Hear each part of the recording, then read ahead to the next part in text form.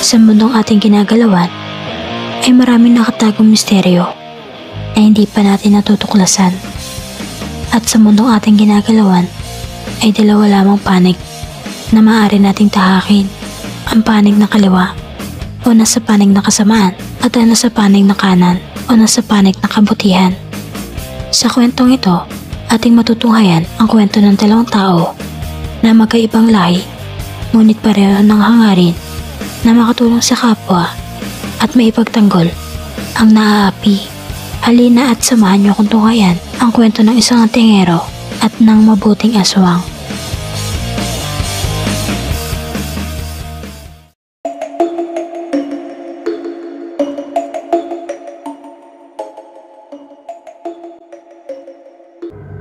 Sa isang liblib na baryo sa bayan ng Hinabangan sa probinsya ng Samar na kung tawagin ay San Rafael, ay nakatira ang isang binatang nagngangalang Daniel. 24 na taong gulang.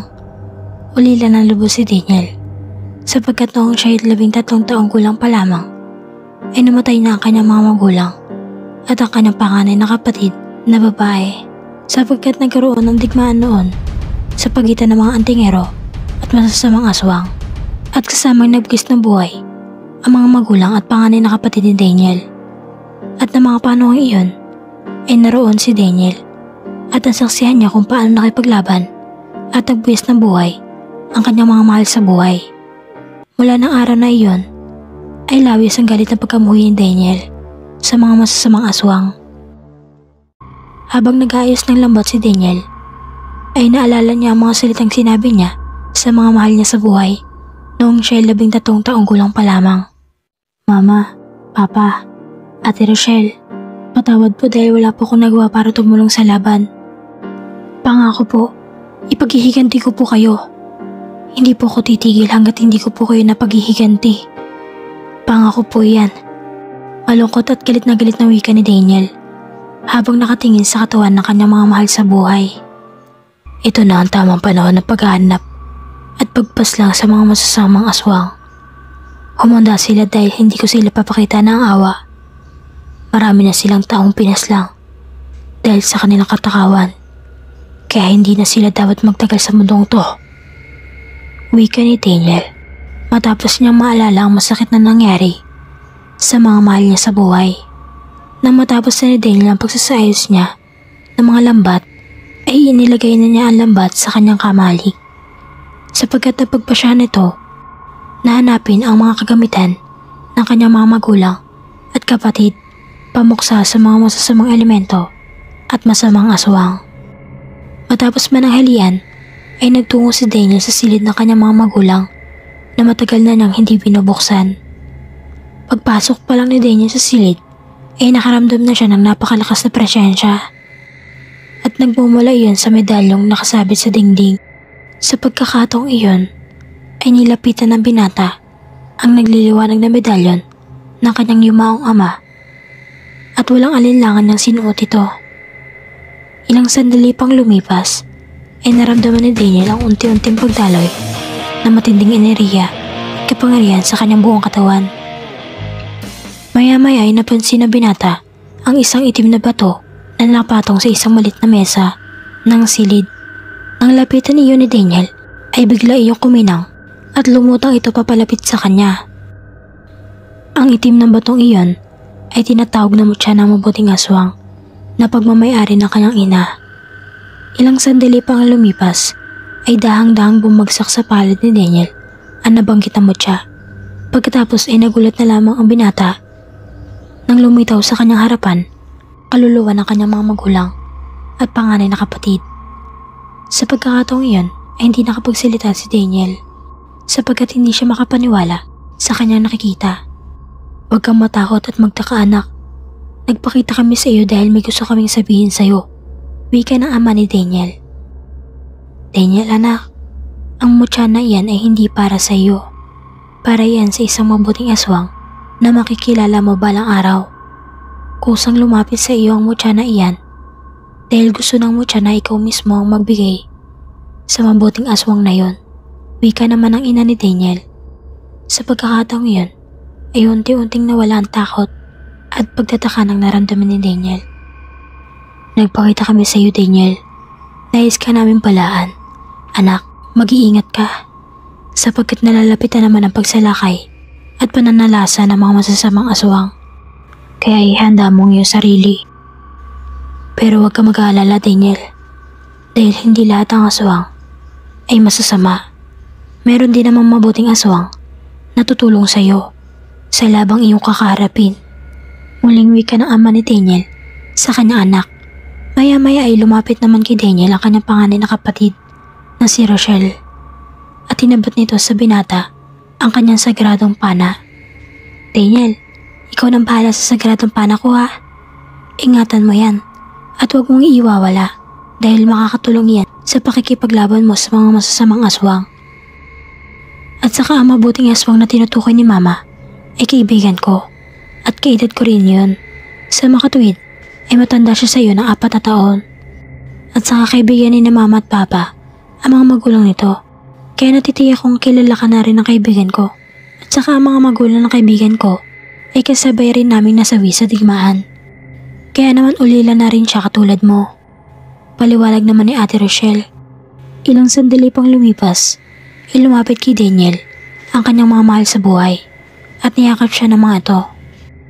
Daniel anak, huwag ka mag-aalala dahil madadalo ko pa rin namin hanggat pinahihintulutan pa kami ni Bathala. Wika ng ina ni Daniel bago ito tuloy maglaho at pagkalipas ng 1 minuto ay naglaho na ang mga mahal niya sa buhay. Kahit paano ay nabawasan ng pangungulila ni Daniel dahil nakasama niya sa maikling oras ang kanyang mga mahal sa buhay. Pagsapit ng 9 ng gabi nang matapos na maghapunan si Daniel ay sinimulan na nitong libutin ang buong baryo sapagkat may naramdaman siya mga malalakas na presensya ng mga masasamang aswang. Hindi pa man siya nangangalati sa pag-iikot niya sa buong baryo ay may humarang na sa kanyang 3 itim na aso na umaangil, naglalaway at nanlilisik ang mga pupulang mata nito. Maya-maya ay akmang susugurin na ng mga itim na aso si Daniel. Ngunit bago iyon makalapit sa binata ay ginamit na nito ang sagradong pana ng kanyang kapatid. At sa isang tirahan lang, bumalagta kaagad sa lupa ang 3 itim na aso. Samantalang ang bala ng pana ay mabilis na bumalik sa lalagyan nito na para bang isang boomerang. Ilang minuto pang lumipas, pinalibutan ng 7 masasamang aswang si Daniel. Ngunit hindi man kinakitaan ng pagkasindak ang binata. Sa pagkakataong iyon, ay hinagis ni Daniel ang sagradong pana sa ere. At doon naglabasan ng 7 bala na pana at tumusok ang mga ito sa dibdib ng mga masasamang aswang. Kayong mga masasamang aswang, hindi porket bagong antingero ko ay madali niyo akong matatalo? Ha? Pwes, nagkakamali kayo. Humanda kayo dahil ipaghihiganti ko ang mga mahal ko sa buhay at uubusin ko ang lahi ninyo. Galit na wika ni Daniel sa mga masasamang aswang na nagkukubli sa talahiban. At sa isang kumpas na kamay ni Daniel ay kusang nagpakawala ng mga nag-aapoy na pana ang sagradong pana at pinunteriya ito ng mga masasamang aswang na nagkukubli sa talahiban. Kung kaya't nasunog ang talahiban na pinagtataguan ng masasamang aswang. Matapos ang pangyayaring iyon ay tumahimik na ang buong paligid. Akmang tatalikod na si Daniel upang maglakad pabalik sa kanyang tahanan. Ngunit hindi natuloy sapagkat nakita ni Daniel ang isang babaeng aswang. Siya si Clara, 28 taong gulang. Ang matalik na kaibigan ng kapatid ni Daniel. Si Clara ay kabilang sa lahi ng mabuting aswang na ang layunin ay ipagtanggol at iligtas ang mga naapi. Sa pagkakataong iyon ay inakala ni Daniel nakakampi ito ng masasamang aswang, si Clara.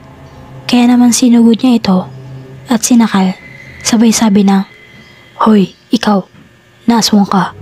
Alam kong kakampi ka ng mga aswang na pinaslang ko kanina. Kaya humanda ka dahil papaslangin na rin kita." Sa pagkakataong iyon ay halos hindi makahinga si Clara dahil sa higpit ng pagkakasakal sa kanya na binata. Ngunit pinilit pa rin itong magsalita. "Nagkakamali ka sa sinasabi mo, Daniel. Hindi ako masamang aswang dahil Kabilang ako sa lahi ng mga mabuting aswang. Naisa na kitang tulungan pero nahuli ako sa pagdating. Habol hiningang tugon ni Clara kay Daniel. Nang marinig ni Daniel ang sinabi ni Clara, ay bigla itong natikilan. At unting-unting lumuwag ang pagkakasakal nito kay Clara. Sapagkat napagtanto kaagad ng binata na si Clara ang tinutukoy ng kanyang kapatid. Kung gayon, ikaw ang matalik na kaibigan ni Ate Rochelle? Nahihiyang tanong ni Daniel sa dalaga. Ngumiti naman si Clara sa binata. Sabay akbay nito kay Daniel. Oo Daniel, tama ka sa sinabi mo. Siya nga pala, ako si Clara. Tugon naman ni Clara habang nakakbay ito sa binata. Pasensya na po Ate Clara sa inasal ko kanina. Hindi ko po kasi alam na ikaw pala ang matalik na kaibigan ni Ate Rochelle. Nahihiyang wika ni Daniel kay Clara. Ayos lang yung Daniel, naiintindihan ko kung bakit gano'n ang inasal mo kanina. Alam ko kasi na namumuhi ka sa lahi ng mga aswang. Kaya wala ka dapat na ihingi ng pasensya sa akin. Tugon naman ni Clara sa binata habang masaya itong nakatingin kay Daniel. Napangiti na lamang ang binata sa dalaga. At maya-maya ay napatingin si Daniel kay Clara. At doon nabighani si Daniel sa kagandahan ng dalaga. Ngunit paglipas ng ilang sandali, ay mabilis nang ibinaling ni Daniel ang kanyang paningin sa ibang direksyon. Sapagkat batid ng binata na unti-unting nahuhulog ang loob niya sa dalaga. Wala namang kaalam-alam si Daniel. Mula pa lamang ng 13 taong gulang pa lamang siya, ay may gusto na sa kanya si Clara. At palagi siyang binabantayan nito. Maya-maya ay nakita ni Daniel at Clara. Napapasugod sa kanila ang 5 masasamang aswang. Kung kaya't matapang nila itong nilabanan.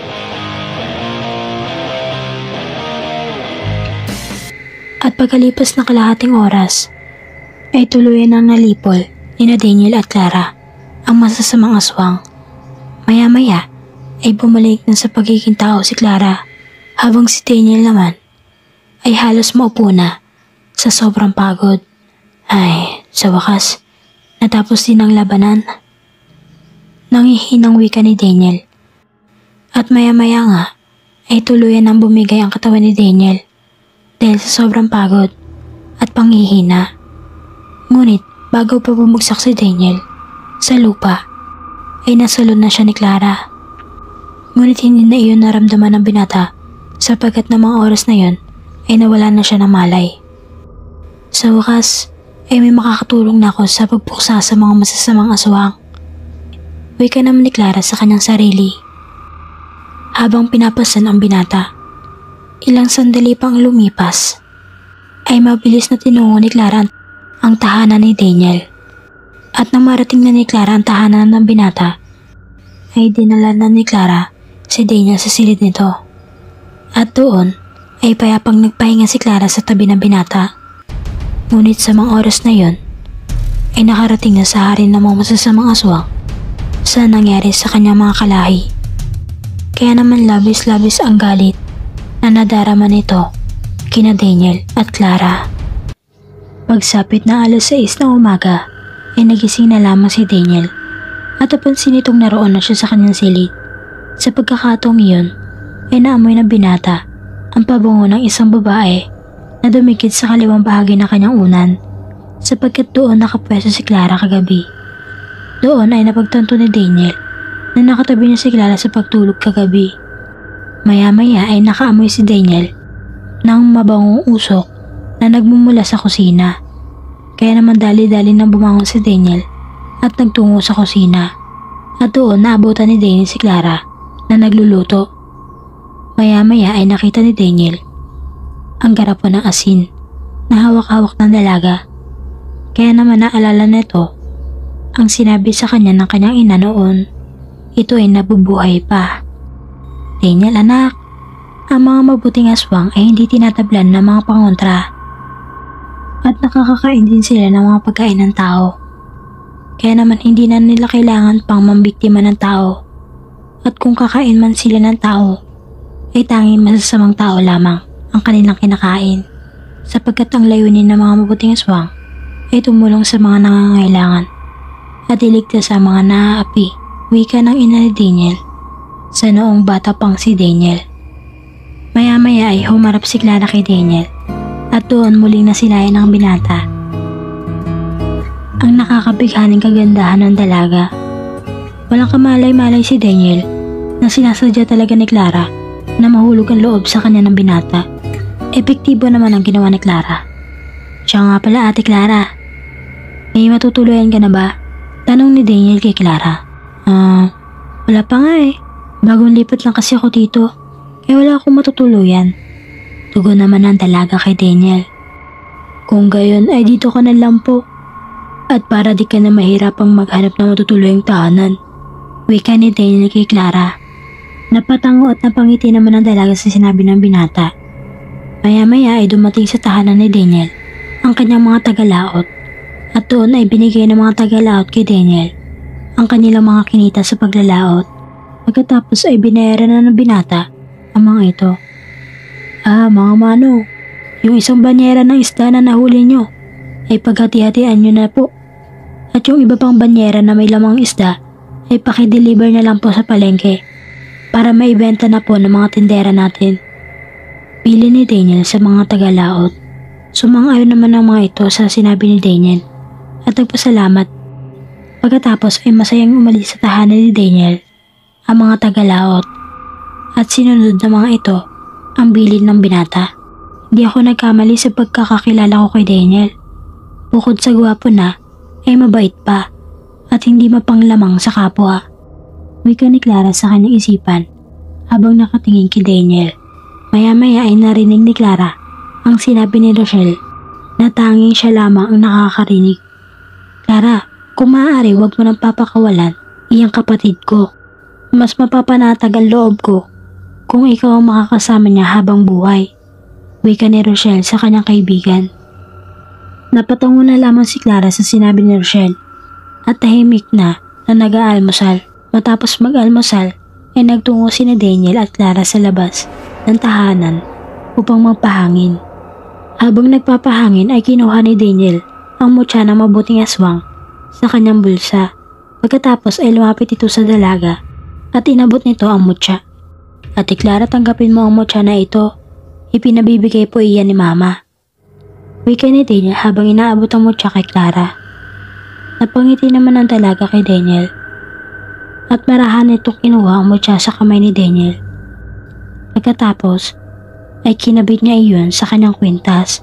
Sa pagkakataong iyon ay ibang lakas at enerhiya ang unti-unting dumadaloy sa katawan ni Clara sapagkat ngayon ay dalawang mutya ng mabuting aswang na ang hawak ni Clara. Maya-maya ay napansin na lamang ni Daniel na nakalutang siya sa ere at nang lumingon si Daniel sa kanyang likuran ay nakita niyang hawak-hawak ni Clara ang kanyang balikat. Halika Daniel, samahan mo akong lumipad sa himpapawid.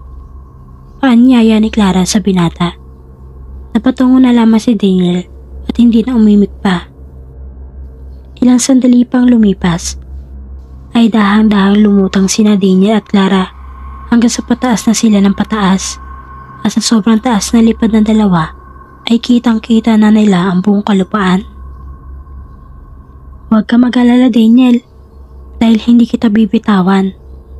Wika ni Clara sa binata nang mapansin itong kinakabahan si Daniel at habang nasa himpapawid sina Daniel at Clara ay biglang dumating ang alagang uwak ni Clara at ibinulong nito sa dalaga na pagsapit ng hating gabi ay muling sasalakay ang mga masasamang aswang sa baryo. Matapos ang pangyayaring yun ay umalis na ang uwak upang mangalat pa ng impormasyon at maya-maya ay naamoy ng dalawa ang malansang amoy na namumula sa hangin. Senyalis na may paparating na panganib. Mukhang may paparating na panganib. Wika ni Daniel habang nakatingin sa mga ulap. Oo Daniel, kaya kailangan natin maghanda. Ang mabuti pa ay bumalik na tayo sa tahanan. Tugon naman ni Clara sa binata. Mabuti pa nga, pagsang-ayong wika naman ni Daniel sa sinabi ng dalaga. Pagkalipas ng 1 minuto ay bumalik na sina Daniel at Clara sa kanilang tahanan at sa pagkakataong iyon ay nakita nilang nag-aabang ang isang sigbin sa tapat ng pintuan ng tahanan. Ang Sigbin na iyon ay alaga ni Rachel. Sa pagkakataong iyon ay inutusan ni Daniel ang Sigbin na mangalat ng impormasyon tungkol sa napipitong pagsalakay ng mga masasamang aswang. Nang makaalis na ang Sigbin, ikinausap ni Clara ang binata. Daniel, nasaksihan ko ang pakikipaglaban mo sa masasamang aswang kagabi. Natapansin ko na madali kang manghina sa tuwing gagamitin mo ang sagradong pana ng iyong kapatid. Wika ni Clara sa binata. Nais kong sabihin sa iyo na dapat magkasabay mong gamitin ang medalyo ng iyong ama at sagradong pana ng iyong kapatid. Dugtong pa ni Ate Clara sa sinabi. Naiintindihan ko. Tugon naman ni Daniel sa dalaga. Kung gayon, ay dadalhin kita sa isang lugar na walang tao upang makapagsanay ka na maayos. At ako naman ay magsasanay rin sapagkat hindi ko pa masyadong kabisado ang bago kong taglay na kapangyarihan. Wika ni Clara kay Daniel at pagkalipas ng isang minuto ay nagtungo sina Daniel at Clara sa kabundukan upang magsanay. Doon ay pinag-aaralang mabuti ni Daniel ang tamang paggamit ng medalyon at sagradong pana habang si Clara naman ay pinag-aralan din mabuti ang kanyang bagong taglay na kapangyarihan. Hanggang sa lumipas ng 3 oras ay nagamit na ni Daniel ng tama ang medalyon at ang sagradong pana at nakokontrol na rin ni Clara ang kanyang bagong taglay na kapangyarihan. Maya-maya ay sinubukan maglaban ni Daniel at Clara upang masubukan nila ang kanilang kapangyarihan.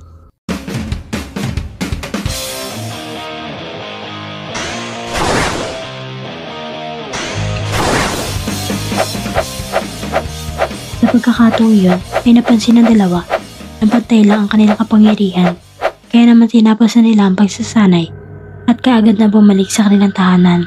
Pagsapit pa lang ng alas 5 ng hapon ay nabalot na nakatahimikan ang buong baryo sapagkat alam na ng mga taga roon ang pag-atake ng mga masasamang aswang.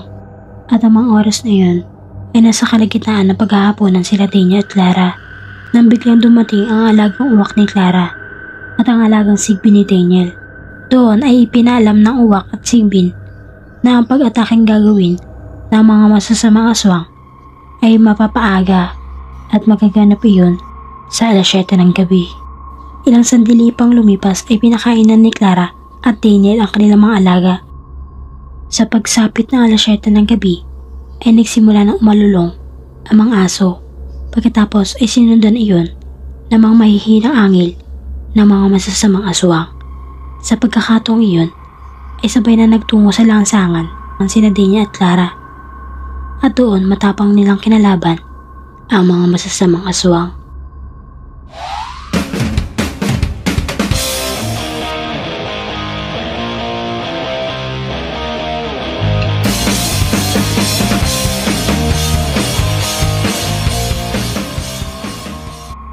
Ilang sandali pang lumipas ay napaslang na ni Clara at Daniel ang masasamang aswang na umatake sa baryo.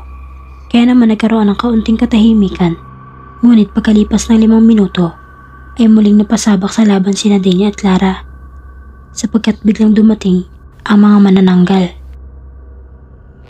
Doon ginamit ng binata ang sagradong pana at bawat matamaan ng bala ng mga sagradong pana ay mabilis na namamatay. At pagkalipas lang ng 1 oras ay tuloy nang nalipon nila Daniel at Clara ang mga manananggal. At dahil sa mga pangyayaring iyon ay lalong nag-alab sa galit ang hari ng mga masasamang aswang, kung kaya't siya na mismo nagtungo sa kinaroroonan ni Daniel at Clara. Umanda kayong dalawa sa akin. Pagbabayaran ninyo ang ginawa niyong pagpaslang sa mga kalahi ko. At iyantahan niyo na rin ang mga sarili ninyo dahil ito na ang magiging huling gabi ninyo. Nang marinig ni Daniel ang sinabi ng hari ng mga masasamang aswang, ay bigla nitong naalala ang wangis na pumaslang sa kanyang mga magulang.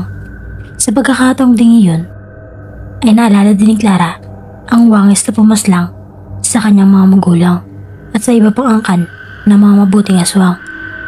Matapos sa pangyayaring iyon, ay sabay na patingin si Daniel at Clara sa hari ng mga masasamang aswang. Sa wakas, ay makakapaghiganti na kami sa ginawang pagpaslang sa mga mahal namin sa buhay. Galit na wika ni Daniel habang nakatingin sa hari ng mga masasamang aswang. Sa tingin ba ninyo ay matatalo ko ng isang bagwang antingero at isang batang mabuting aswang? Pues, nagkakamali kayo. Kung madadaig ninyo ako ng ganun lamang kadali dahil hindi ninyo kakayanin ang lakas ko, mga mahihinang nilalang.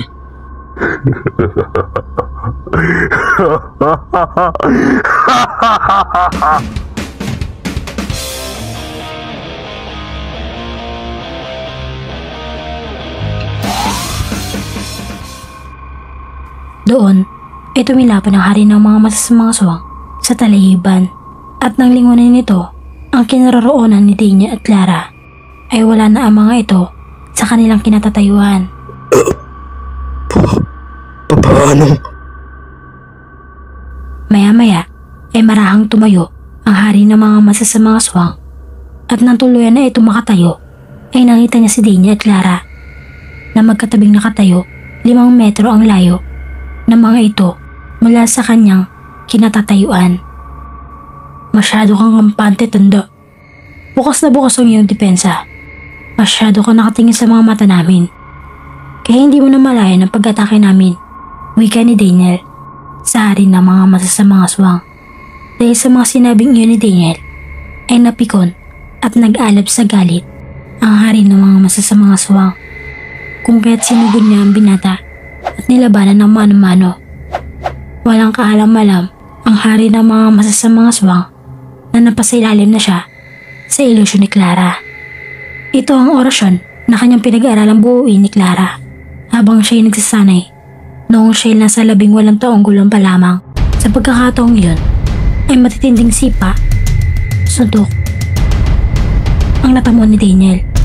Ilang sandali pa ang lumipas ay hindi na nakayanan ni Daniel ang pagkataking ginagawa ng hari ng mga masasamang aswang kung kaya tuluyan na itong manghina at bumagsak sa lupa. Hindi pa nakontento ay hinawakan ng hari ng mga masasamang aswang si Daniel sa leeg. Pagkatapos ay inangat niya ito sa ere hanggang hindi makahinga ang binata dahil sa napakahigpit na pagkakahawak ng hari ng mga masasamang aswang sa leeg nito. Ngunit hanggang sa mga oras na yun ay hindi pa rin nahahalata ng hari ng mga masasamang aswang na ilusyon lamang ang lahat. Ang totoo ay nasa tabi ng isang malaking tipak ng bato ang tunay na Daniel at Clara at pinagmamasahan ang hangal na hari ng mga masasamang aswang. Sinabi ko na sa inyo, noong una na hindi nyo ako kakayanin dahil mas malakas ako sa inyo. Magpaalam ka na. Sa mundong ito, tatapusin ko na ang paghihirap. Napatigil sa pagsasalita ang hari ng mga masasamang aswang nang biglang umusok si Daniel. Napakahangal man tanda. Hindi mo ba alam na ang Daniel na kinakalaban mo at nahawakan mo kanina ay isang huwad lamang? Wika ni Clara sa hari ng mga masasamang aswang. Ang sarap mo naman paglaruan, tanda. Dugtong pa ni Daniel sa sinabi ni Clara. Sa pagkakataong yun ay lalong nag-alab ang matinding galit ng hari ng mga masasamang aswang kung kaya't sabay nitong sinungkot sina Daniel at Clara. Na mga oras na iyon ay mabilis na nailagan ng dalawa ang pag-ataking ginagawa ng hari ng mga masasamang aswang. At sa gitna ng matinding labanan ay dumating ang pinsan ni Daniel na si Rowel. Kasama nito ang asawa niyang si Ara. Aba naman mahal, may ibubuga din pala si Daniel sa pakikipaglaban sa mga masasamang aswang na katulad ng hari ng mga masasamang aswang. Wika ni Ara kay Rowel. Oo naman mahal ko. Malalakas kasi ang mga antingero at antingera kagaya natin. Nakangiting tugon naman ni Rowel kay Ara. Sa pagkakataong yun ay parehong sinipa ni Daniel at Clara ang hari ng mga masasamang aswang. Kung kaya tumilapon ito sa isang malaking tipak ng bato. Maya-maya ay lumapit si Clara kay Daniel at kinausap ang binata. Daniel, mukhang kailangan natin magsanib puwersa at katawan para matalo natin kaagad ang hari ng mga masasamang aswang. Wika ni Clara kay Daniel. Iyan din ang naisip ko, Ate Clara. Tugod naman ni Daniel sa dalaga. At At sa pagkakataong yun, ay lumapit ng sobrang lapit si Daniel kay Clara. Pagkatapos, ay nagkatinginan ng dalawa. Maya-maya, pinagdikit ni Daniel at Clara ang medalyon at ang mutya ng mabuting aswang hanggang sa nagliwanag ang katawan ng dalawa. Sa isang saglit, ay nagsanib na ang katawan ni Daniel at Clara. At nang mawala na ang liwanag, ay isang nilalang ang nagpakita. Ito ang pinagsanib puwersa at katauhan ni Daniel at Clara. At ang pangalan ng nilalang na ito ay Danara. Katapusan na ito ng harin ng mga masasamang aswang. Napapangising wika ni Ara habang pinagmamasdan si Danara. Sige Danara, ipakita mo sa hari ng mga masasamang aswang na iyan ang lakas mo. Wika naman ni Rowel kay Danara. Napangiti naman si Danara sa sinabi ng dalawa. Maya-maya ay mabilis na bumangon ang hari ng mga masasamang aswang at laking gulat nito nang makita niya si Danara. At sino ka namang hampas tupa ka? Nagtatakang tanong ng hari ng mga masasamang aswang kay Danara. Ako? Ako, si Danara. Ang pinagsanib na puwersa at katauhan ni Daniel at Clara. Wika ni Danara sa hari ng mga masasamang aswang. Sa pagkakataong yun, ay nagtataka ang hari ng mga masasamang aswang sapagkat dalawang magkasabay na tinig ang narinig niya mula kay Danara at pamilyar ang mga tinig na iyon sa kanya. Kung gayon ay, nagsanib puwersa pala kayong dalawa upang ako ay paslangin. Tingnan natin kung may bubuga kayo sa lakas ko. Maangas sa tugon ng hari ng mga masasamang aswang kay Danara. Ilang sandali pang lumipas ay sinugod nito si Danara. Doon ay nagsimula ng matinding sagupaan at habang nagaganap ang matinding sagupaan sa pagitan ni Danara at hari ng mga masasamang aswang ay kumilos na ang iba pang antingero para paslangin ang mga natitirang masasamang aswang. Ng mga oras na iyon ay nagtataka na ang hari ng mga masasamang aswang sapagkat mas lalong bumilis sina Daniel at Clara. Wala na magsanib ang dalawa. Sa pagkakataong yun ay nanlaki ang mga mata ng hari ng mga masasamang aswang nang makita niya ang isa pang nilalang na papalapit sa kanya. Siya, si Roara, ang pinagsanib na puwersa at katauhan ni Rowel at Ara.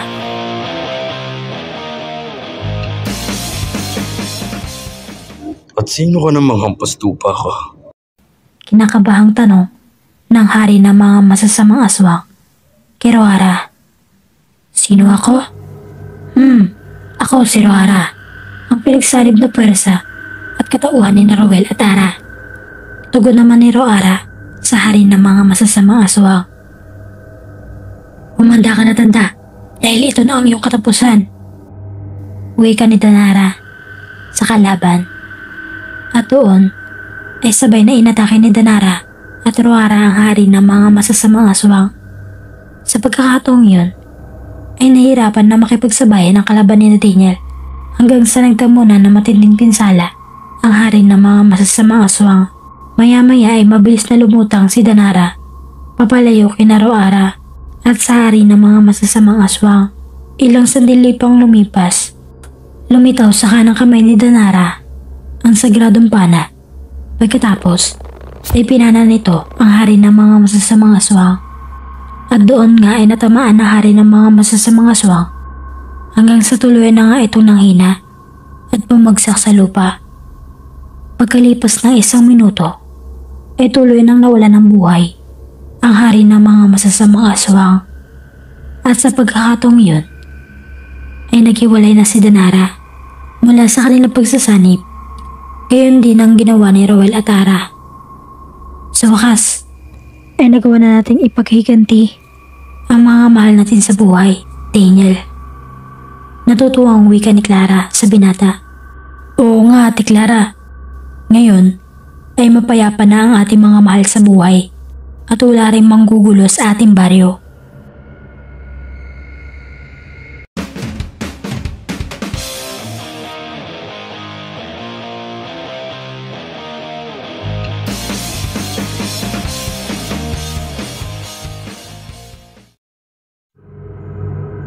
Subalit na magkaibigan sina Efren at Julio mula elementarya hanggang sekundarya. Taong 1986, naninirahan sila sa bahaging Iloilo. Kahit na may napupuso ang babae sa Efren ay hindi naman nabawasan ang pakikipagkaibigan niya kay Julio. Sumapit ang araw ng pagsusulit. Naghanda ang lahat ng mga mag-aaral, gayon din ang magkaibigan. Medyo nahirapan sila sa ibang asignatura, pero napagtagumpayan naman nila masagutan ang pagsusulit sa tulong ng kanilang pagsusunog ng kilay sa mga nagdaang gabi.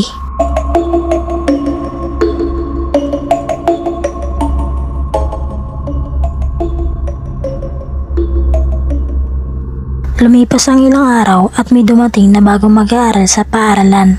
Ipinakilala na Ginang Santiago ang isang estudyante na magiging kaklase nila Efren at Julio sa ika-4 na bahagdan sa sekundarya. Marisa Santa Maria ang kanyang pangalan at buhat siya sa probinsya ng Quezon.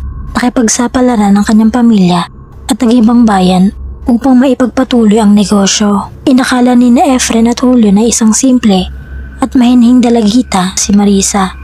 Subalit hindi pala. May angkin pala itong katapangan at hindi basta-basta nagpapatalo o nagpapaapi sa mga lalaki. Isang araw habang wala pa ang mga guro sa silid-aralan, ay sinugod ni Marisa si Octavio na noon ay abala sa pakikipagkwentuhan sa kanyang mga kabarkada. Huminto sila sa pag-uusap nang lumitaw si Marisa sa kanilang harapan. "Octavio, pwede ba kitang makausap?" Tumugon si Octavio na may mukhang nayamot sa pagkakabala ng dalagita sa kanilang kwentuhan. "Tungkol saan ba ang pag-uusapan natin? Pwede bang sabihin mo na kaagad kung anong gusto mong sabihin? At nakaka-istorbo ka sa mga mahalagang bagay na pinag-uusapan namin. Magbabarkada." Doon naglabas ng sama ng loob si Marisa. "Ipagpaumanhin mo pero gusto ko lamang malaman mo na labis mong nasaktan si Anita. Niloko mo siya at pinaniwalang siya lamang ang mahal mo. Isa ka pa lang sa lawahan at hindi ka nararapat para sa pagmamahal niya. Kaya kung maaari ay humingi ka sa kanya ng paumanhin at huwag mo na siyang guluhin kahit kailan." Napangisi si Octavio at hindi niya sineryoso ang mga sinabi ni Marisa. "Bakit ko naman yan gagawin? Akala mo naman kung sinong birin si Anita? Nasa loob naman ang kulo niya. Baka nga parehas lamang kayo napakipot pero may tinatago rin kalandian." Bahagyang napangiti si Octavio at nagtawanan ng kanyang mga kaibigan. Hindi na napigilan ni Marisa ang kanyang sarili at sinampal niya si Octavio. Nagulat ang lahat lalo na sina Efren at Julio na nasa isang sulok at nanonood sa kanila. Mariing nagsalita si Marisa. "Tarantado ka. Wala kang karapatang pagsalitaan ako ng mga ganyan, pati si Anita. Pinanlaki akong maayos ng aking mga magulang at hindi ako ang klase ng babae na pakawala at kung sino-sinong lalaki ang ipinaparada. Siguro ay katulad ka din ng ibang lalaki na katawan lamang ang kailangan sa isang babae. Kapag nagsawa ay basta-basta na lang bibitaw. Wala kang kwentang lalaki. Hindi ka nararapat mahalin ng isang matindong babae." Nagpintigan-tingan ni Octavio at nakaramdam ng panganib si Julio. Nag-alala siya sa pwedeng gawin ng kanyang kaklase kay Marisa. Kaya dali-dali siyang lumapit sa mga ito. Akmang sasampalin ni Octavio si Marisa nang biglang masalag ni Esteban ang kanyang kamay. Nagulat si Efren sa nangyari kaya nagtungo siya sa direksyon ni Julio. Nasurpresa si Octavio sa ginawa ni Julio. Sa unang pagkakataon ay nakialam si Julio sa pagtatalo ng kanyang mga kaklase. Kinuusap niya ng mahinahon si Octavio. "Octavio, uminahan ka. Babae ang karap mo. Hindi magandang pagbuhatan mo siya ng kamay." Inakala ni Julio na magigalit si Octavio.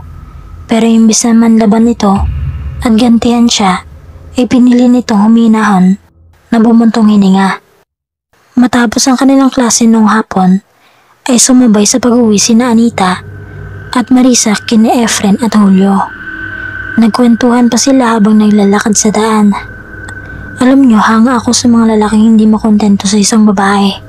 Kung pwede lang sana masunog ang mga kaluluwa nila sa dagat-dagatang apoy. Parang gusto ko na rin maniwala na lahat ng mga lalaki ay pare-parehong mga manloloko at sinungaling." Naalarma sina Efren at Julio sa kanilang mga narinig. "Grabe ka naman, Marisa. Hindi naman lahat ng lalaki katulad ni Octavio." Kaming dalawa ni Julio ay hindi marunong manakit ang damdamin ng isang babae. At kung magmamahal at magkakaroon kami ng kasintahan, ay siguradong magiging tapat kami mga nobyo. Sumigunda pa si Julio. Kung makapagsalita ka naman, Paulina, ay parang lalaki lamang ang kayang magloko. May mga babae din na salawahan at hindi makontento sa isa. Siguro nga ay meron, pero mas matimbang at mas marami ang mga lalaking sinungaling at manggagamit. Medyo nainis si Julio, kaya binueltahan niya si Marisa. Kung katulad mong matapang at nananapak na nobya ang magiging kasintahan ko, ay siguradong maghanap ako ng iba. At dahil sa sinabi ni Julio ay nakipagtalo sa kanya si Marisa. Bago pa mauwi sa matinding awayan ang kanilang argumento, ay namagitan na sa kanila si Efren kaya tumigil na silang dalawa. Noong makarating sila sa bakuran ng bahay ni Marisa ay nagpaalam na sila dito at inihatid naman si Anita. Sa loob ng ilang linggo ay naging magkaibigan sina Efren, Marisa, Julio at Anita. Pero hindi nagtagal ay lumipat sa Talisay si Anita at doon ay pinagpatuloy ang pag-aaral. Nalungkot si Marisa pero patuloy pa rin siyang pinakikisamahan ni Efren at Julio. Hindi nila hinahayaang basasun ito ng ibang nilang mga kaklaseng lalaki. Lumipas ang ilang buwan at naging magkaibigan sina Efren, Julio at Marisa. Hindi pa rin nawawala ang bangayan nina Julio at Marisa. Para silang mga aso't pusa at wala silang pinipiling araw para magtalo. Mabuti na lang at kasama nila si Efren na parating namamagitan sa kanilang dalawa. Dumako ang isang gabi kung saan may mga kalalakihan gayon din ang matatandang babae na may dalang mga krus at rosaryo. May hinahabol silang hindi pangkaraniwang aswang. Umusbong ang isang nakakatakot na anyo ng aswang na lumilikha ng kakaibang tinig. Natulad sa gansa na may garalgal na boses. Basang-basa ang kanyang bibig ng laway. Mabubuto ang mahahabang bias habang nakausli ang mga naglitawan nilang mga litid sa mga kamay at paa. Nagmistulang mga kuko ng mabangis na ibon ang tinataglay niyang mga mahahabang kuko. Patuloy ang paglikha nito ng nakakapanindig balahibong tinig. Nilabanan ng animoy gansa ang mga matatanda. Siniko niya at tinulak ang isang matandang babae at napatama ang likuran nito sa matulis na kahoy na naging hudyat ng kanyang kamatayan. Dahil doon ay matapang na binato ni Marisa ang aswang, subalit sa kasamaang palad ay nahablot at hinila ng nilalang ang kanyang rosaryo at nagkapira-piraso ang kwintas na naging hudyat upang mapabagsak siya sa lupa. Hindi nagtagal at may mga kamay na umagapay sa kanya. Nasalo si Marisa sa napipitong pagbagsak. Lumingon si Marisa at pagtingin niya sa kanyang likuran ay nasilayan niya ang kaanyuan ni Julio. Lumakas ang kaba ng kanyang dibdib at natapunan niya ito ng malalagkit na tingin noong nagpako ang kanilang mga paningin sa isa't isa. Julio! Natauhan si Julio mula sa kanyang pagkakatulala at tinulungan niya makabangon si Marisa. Pagkatapos niyon ay inilabas niya ang mutya ng salsagan at sumabay sa pakikipaglaban ni Efren sa nilalang na tinawag na Mahak. Magkasabay nilang pinagtulungan sakalin at bigtihin gamit ang makapangyarihang medalyon ni Efren na tinatawag na medalyon ng San Benito. At pagkatapos ay sumalida si Julio gamit ang kanyang mutya ang masamahnig at magtarak ang mga mata ng Mahak. Pagkatapos ay natunog ang buong katawan. Namilog ang mga mata at halos mapako ang paningin ni Marisa sa kanyang dalawang kaibigan. Pero humanga siya at lubos na nagulantang sa pagiging maginoo ni Julio. Ipinakita nito ang katapangan sa pagsalo at pagligtas sa kanyang buhay. Nang matapos ang pakikipagsagupaan ni Efren at Marisa, ay tinulungan naman nilang makauwi ang mga matatandang babae, gayon din ang mga kalalakihan. Pero bago nila nilisan ng lugar, ay inilagay nila ang bangkay ng matandang babae sa kariton na hinihila ng kalabaw. Nagpasalamat naman ang buong puso si Marisa sa kabutihan ng dalawang binatilyo. Maraming salamat sa pagliligtas niyo sa akin. Utang ko sa inyo ang aking buhay. Dinampot ni Julio ang nasirang rosaryo at saka siya nagwika. Ipagpaumanin mo kung nasira ang rosaryo. Huwag kang mag-alala. Aayusin ko at ibabalik ko ito sa dati nitong anyo. Namula ang pisngi ni Marisa at bahagya siyang nasupresa. Huwag ka na mag-abala. Hayaan mo na at hindi mo na rin maibabalik sa dati ang rosaryo. Ibigay mo na lang sa akin. Inagaw ni Marisa ang rosaryo subalit hindi ito ibinigay ni Julio. Pinipilit na dukwangin ni Marisa pero ayaw talagang bumayi ni Julio. Hindi nagtagal at nagkauntugan silang dalawa. Ngunit hindi pa rin sila natinag sa pag-aagawan sa rosaryo. Hanggang sa mapayakap si Marisa sa mga bisig ni Julio. Lalong nakaramdam ng matinding kaba sa dibdib si Marisa. At kasabay nun ay nag-init ang kanyang mga pisngi. Sa puntong iyon ay napabungis-ngis at halos sumakit ang tiyan ni Efren. Sa kakatawa kung kaya't sinaway niya ang dalawa sa kanilang pag-aaway. Tumigil na nga kayo para kayong mga bata kong umusta. Ang mabuti pa ay umalis tayo bago pa may dubagit sa ating mga aswang. At baka mamaya magpakasal kayo sa di tamang oras. Tinalo niyo pa ang mga magkasintaang nagpapakinggan ko sa radyo. Tinapunan siya ng masasama at anlilisik na mga mata ni Marisa. Sinamangutan pa niya si Efren bago nagsalita. Ipagpaumanhin mo Efren, subalit hindi si Julio ang tipo kong lalaki. Masyadong madumi at malikot ang kanyang imahinasyon. Baka mamaya pinagnanasahan na pala niya ang katawan ko. Napasulyap sa kanya si Julio at ganoon na lang kaasim ang kanyang mukhang humarap dito. Hoy babaeng ambisyosa, tumigil ka sa pag-iilusyon mo. Kung katulad mo lang ang matitirang babae sa mundo, ay hindi kita papatulan. Napakatalas ng dila mo. Mapanghusga ka sa kapwa mo. Hindi nagsalita si Marisa pero nakaramdam siya ng matinding pagkainis. Sumimangot siya at hindi pinansin ang dalawang magkaibigan. Sa pagkakataong iyon, ay tumibay ang paghihinala ni Efren na mukhang may lihim na pagtingin si Marisa kay Julio. Nagpatuloy sila sa paglalakad sa kahabaan ng daan at mukhang nawawala na ang init ng ulo ni Marisa. Napilitan na siya magsalita at ipinaliwanag ang tunay na nangyayari kung bakit may mga matatandang babae at kalalakihang nakipaglaban sa mahak. Ayon sa kanyang kwento, ay may kaibigan siyang batang paslit na nagngangalang Celso. Sakitin at payat ang naturang bata at natagpuan na lamang ng kanyang mga magulang na hinigop ng naturang aswang ang lakas at buhay nito, kaya ganoon na lang ang galit niya sa aswang at nagboluntaryo siyang sumama sa mga matatanda upang maipaghiganti ang kamatayan ng kanyang kaibigan.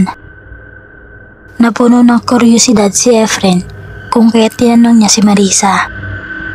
Marisa, ang ating nakasagupa, bakit parang huni ng gansa ang inilalabas nito at hindi tulad ng pag-angil ng karaniwang aswang? Mahak ang nakaengkwentro natin.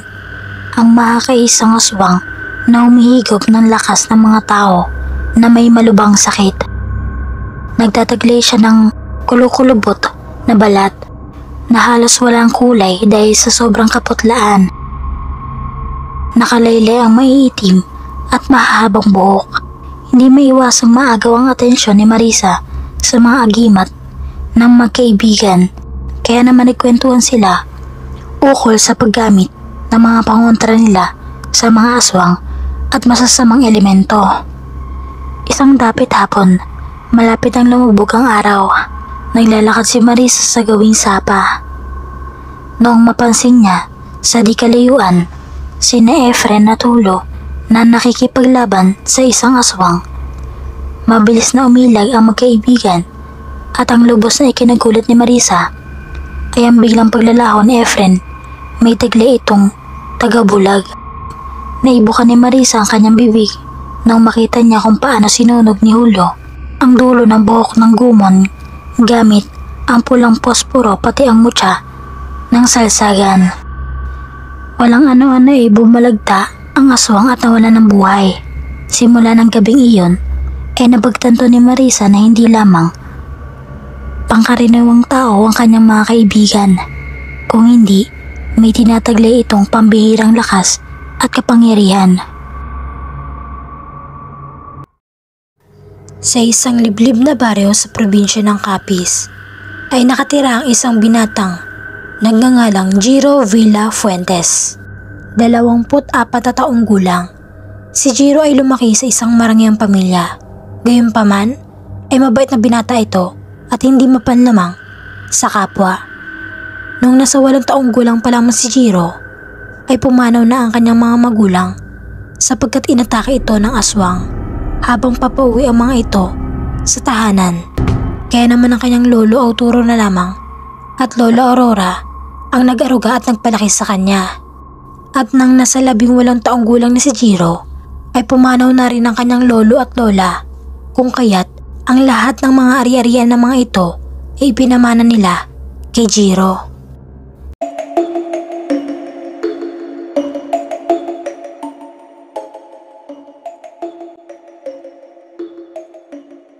Sa kasalukuyan ay nagmamayari si Jiro ng isang bakery na naroon sa sentrong bayan kung saan nabibilang ang kanyang baryong kanyang tinitirhan. Ngunit sa kabila ng kanyang pagiging mabait at matulungin sa kapwa ay meron siyang lihim na kanyang pinakaiingatan. Isang umaga ay nagtungo si Jiro sa kanyang bakery upang tignan ang kalagayan at kamustahin ang mga naroon. At doon naabutan ni Jiro ang mga panadero na nagmamasa ng harina. Narinig din niya ang mga panadero na nag-uusap-usap. Pinag-uusapan ng mga ito ang nangyaring pag-atake ng mga manananggal sa kabilang baryo kagabi. Uy, paring Arman.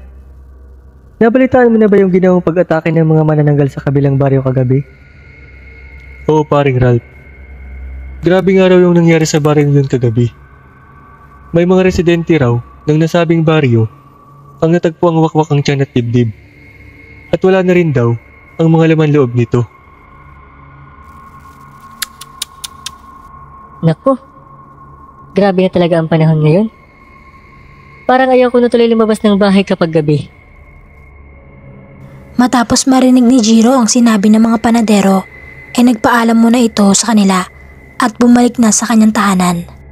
Pag-uwi ni Jiro sa kanyang tahanan ay naabutan nito ang kanyang kaibigan na si Omar na nag-aabang sa kanya.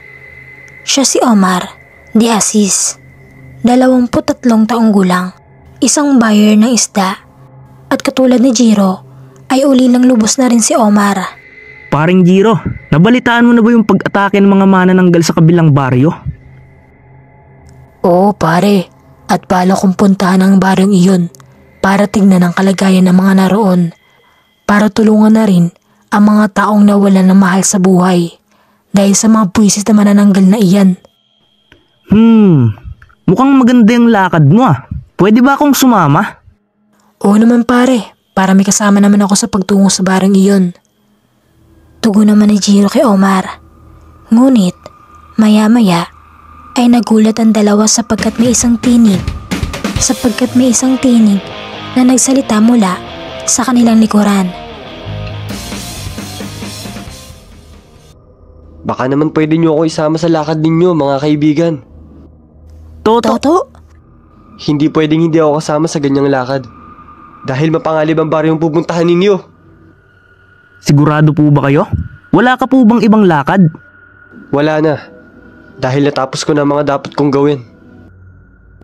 Pagkalipas ng isang oras ay nagtungo na sina Jiro, Omar at Toto sa kabilang baryo. At nang makarating na sila roon ay nakita nila ang ibang mga tao na nakatingin sa kanila na mabalasik. At doon naramdaman kaagad ni Jiro, Omar at Toto ang presensya ng pagiging aswang ng mga taong nakatingin sa kanila na mabalasik. Mukhang ang mga umatake sa baryong ito ay taga rito lang sa baryong ito. Iyon din ang hinala ko, Toto. Ganon din ako. Jiro! Omar! Umuwi na kayo. Dahil ako nang bahalang tumapos sa mga matatakaw na manananggal na nakatira rito. Ngunit hindi pumayag ang dalawa. Sa halip ay sinabi nila na gusto nilang tumulong sa pagpuksa ng mga manananggal na nakatira sa baryo. Kung gayon ay magpapaabot tayo ng gabi dito. Dahil sa gabi lang umaatake mga manananggal na iyon. Pumayag naman ang mga ito sa sinabi ni Toto. Pagsapit ng alas 7 ng gabi ay nakarinig sina Jiro, Omar at Toto na mga alulong ng mga aso at sinundan pa iyon ng mga pagaspas ng pakpak. Nandiyan na sila! Wika ni Jiro habang nagtatago ito sa talahiban. Sa pagkakataong iyon ay nagsimula na ang mga sigawan ng mga tao dahil sa sobrang takot. At ang iba sa mga tao ay humihingi ng tulong dahil isa-isa na silang dinadagit ng mga manananggal.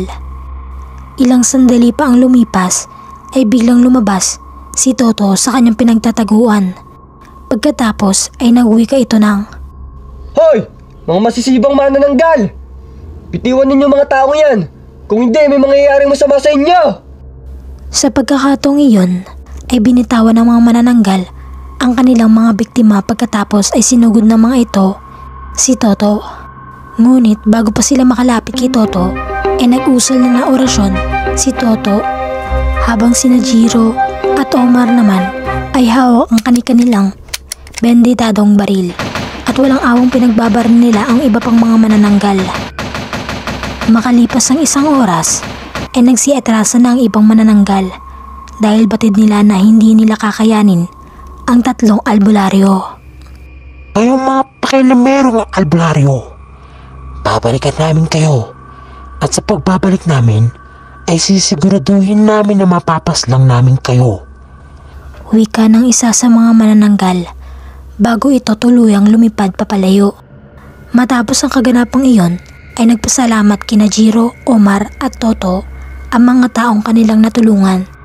Pagkatapos sinabihin ng 3 ang mga tao na palagi maglagay ng mga pangontra sa aswang sa bawat sulok ng kanilang tahanan. Pagkatapos ay bumalik na sina Jiro, Omar at Toto sa kanilang baryo at nagsiuwian na sa kanilang tahanan.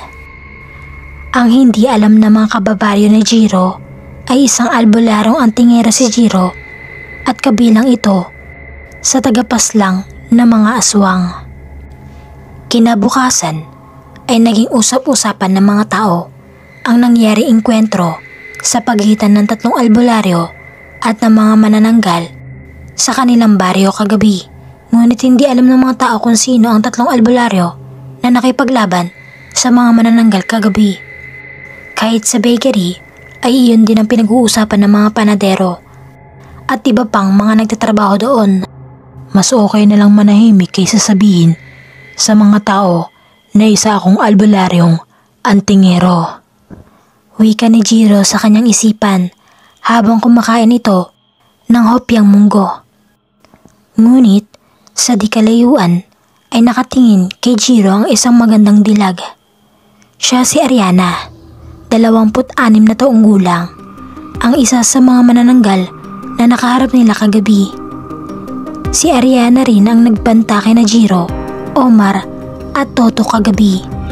Napansin naman ni Jiro na nakatingin sa kanya ang dalaga, ngunit nginitian na lang niya iyon. Ngunit ganun pa man ay alam na ng binata na isang manananggal ang dalaga sapagkat naramdaman niya ang presensya nito. Hindi ako dapat maging kampante dahil nasundan na ako ng isa sa mga manananggal na nakaharap namin kagabi. Seryosong wika ni Jiro habang pinagmamasdan ng dalaga. Maya-maya ay nagpaalam na si Jiro sa kanyang mga empleyado at nagtungo na ito sa bundok para sanayin ang kanyang sarili sa pakikipaglaban at sa paggamit ng mga orasyon. At habang naglalakad si Jiro sa daan ay walang kaalam-alamang binata na nakasunod si Ariana sa kanyang likuran. Pagkarating ni Jiro sa pinakagitnang bahagi ng bundok ay inihanda na nito ang kanyang sarili para sa kanyang gagawing pagsasanay nang biglang may sumakal sa kanya mula sa likuran.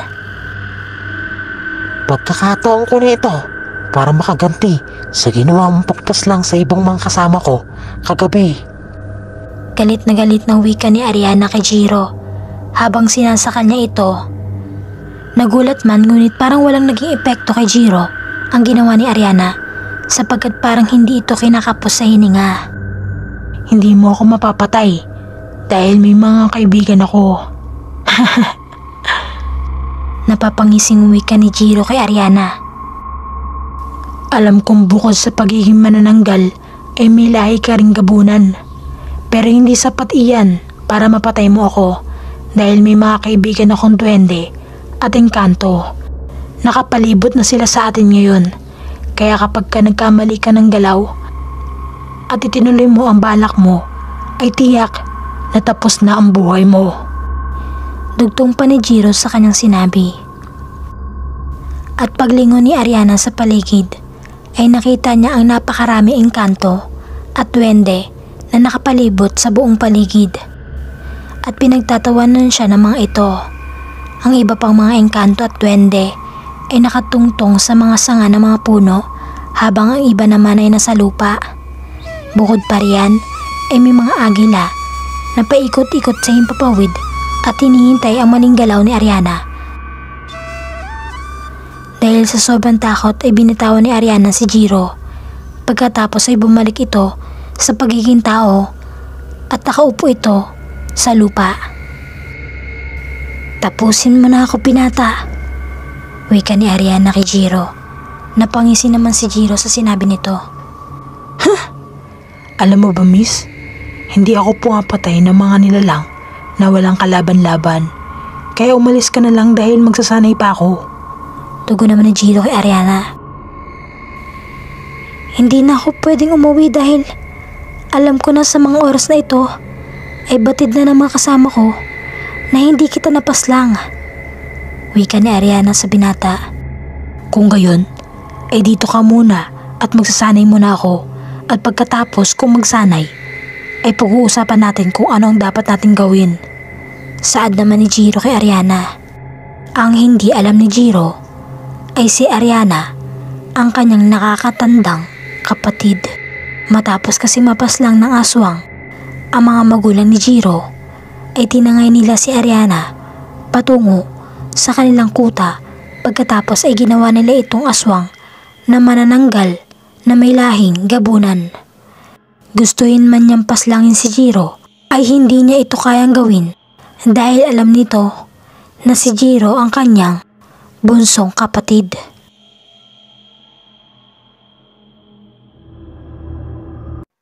Matapos mag-usap nina Jiro at Ariana ay lumayo na ang binata sa kinaroroonan ni Ariana at nagtungo na ito sa gitna. Ilang sandali pa ang lumipas ay biglang dumilim ang buong paligid ng bundok. Pagkatapos ay lumitaw ang mandirigmang engkanto at tinulungan nito si Jiro sa pagsasanay nito.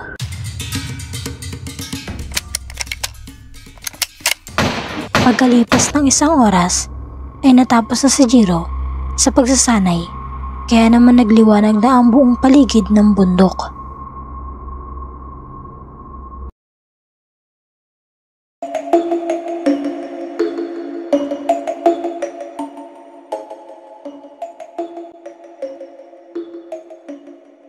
Ngunit maya-maya ay dumating ang mga babaeng kasama ni Ariana at aatakihin sana nito si Jiro. Ngunit bago pa makalapit ang mga ito sa binata ay humarang na si Ariana sa daraanan ng mga ito. Tigil niyo yan! Hindi niyo pwedeng patayin ang taong ito! Sigaw ni Ariana sa kanyang mga kalahi. Traidor ka, Prinsesa Ariana! Saad naman ng isang babae kay Ariana. Traidor na kung traidor, pero hindi ko hahayaang paslangin niyo ang kapatid ko. Pasigaw na tugon naman ni Ariana sa kanyang kalahi. Hindi naman nakagalaw ang mga kasama ni Ariana sa kanilang kinatatayuan dahil sa kanilang narinig. Nagulat at naguluhan naman si Jiro sa kanyang narinig. Teka. Ano pong ibig mong sabihin, miss? Nagugulo ang tanong ni Jiro kay Ariana. Sa pagkakataong iyon, ay lumapit si Ariana kay Jiro at niyakap niya ito. Jiro, ako ito, ang ate Ariana mo. Wika ni Ariana kay Jiro habang nakayakap ito sa binata at umiiyak. Sa pagkakataong iyon ay naalala ni Jiro ang isang babae na palagi niya kasama noon at Ariana ang pangalan nito. Dahil sa pangyayaring iyon ay unting-unting pumapatak ang luha sa mga mata ni Jiro. Ate, ikaw ba iyan? Naluluhang tanong ni Jiro kay Ariana. Oo Jiro, ako ito. Tugon naman ni Ariana sa binata. Pero, ang akala ko ay namatay ka na nung inaatake ng mga aswang ang mga magulang natin. Muling wika ni Jiro kay Ariana. Hindi ako namatay, Jiro. Ang totoo ay pinatakbo ako ni na mama at papa noon para makatakas ako sa mga aswang na humahabol sa amin. At nang maabutan ako ng mga aswang, biglang dumating ang reyna ng mga manananggal at tinulungan niya akong makatakas sa mga aswang. At kagustuhan ko na maging isang manananggal na may lahing gabunan dahil gusto kong ipaghiganti ang pagkamatay ng mga magulang natin. At saka kaya namin inaatake ang baryo na pinuntahan niyo kagabi ay dahil pugad iyon ng mga masasamang aswang. Tugon naman ni Ariana sa kanyang kapatid at doon ay naliwanagan si Jiro sa sinabi ni Ariana. Kung gayon ay humihingi kami ng paumanhin sa ginawa namin pagpaslang sa mga kalahi mo kagabi. Wika ng tinig na nagmumula sa itaas ng puno at paglingon ng lahat sa itaas ay nakita nila si Toto na nakatayo sa isa sa mga sanga ng puno na mangga at kumakain ito ng mangga. Ay, nako naman Toto. Lagi ka na lang sumusulpot kahit saan. Ano ka ba? Kabote? Hindi. Isa akong mushroom. Cherries. Jiro, mukhang kailangan natin bumalik sa kabilang baryo na pinuntahan natin kagabi. Tama ka sa sinabi mo, Toto. Sasama ako. Wika ni Ariana kay Jiro. Sigurado ka, ate? Pero kapag nalaman ng reyna ng mga manananggal na nakipagtulungan ka sa amin, ay magagalit iyon sa'yo.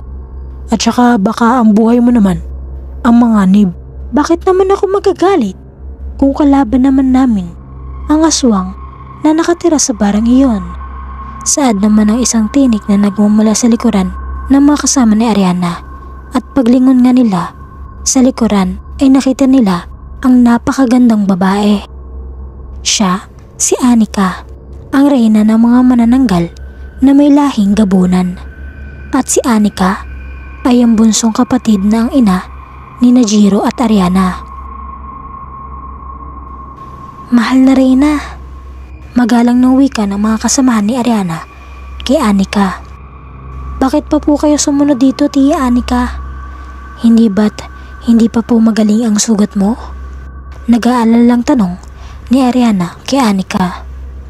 Huwag mo akong alalahanin, Ariana, dahil mabilis naman maghilom ang mga sugat ko.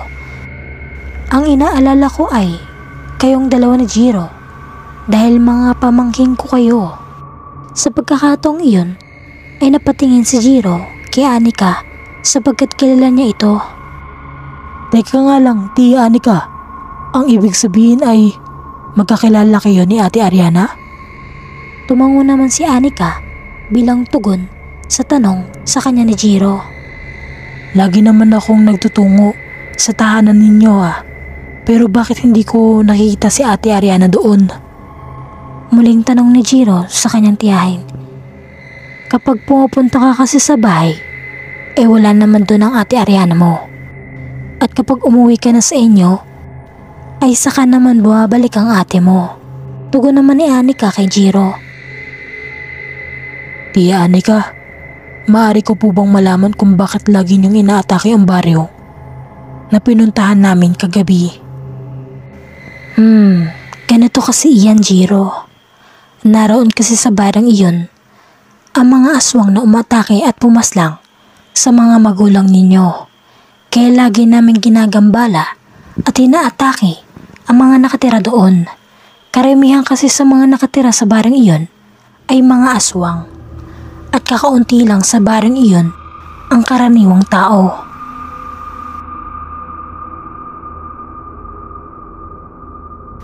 Kung ganun kailangan malipol ka agad ang mga aswang na nakatira sa kabilang baryo para makapamuhay na ng mapayapa ang mga tao roon. Sabat naman ni Toto sa usapan. Maya-maya ay nagpaalam na si Toto kina Jiro at bumalik na ito sa kanyang tahanan. Gayon din si Tia Anika at ang mga kasama ni Ariana.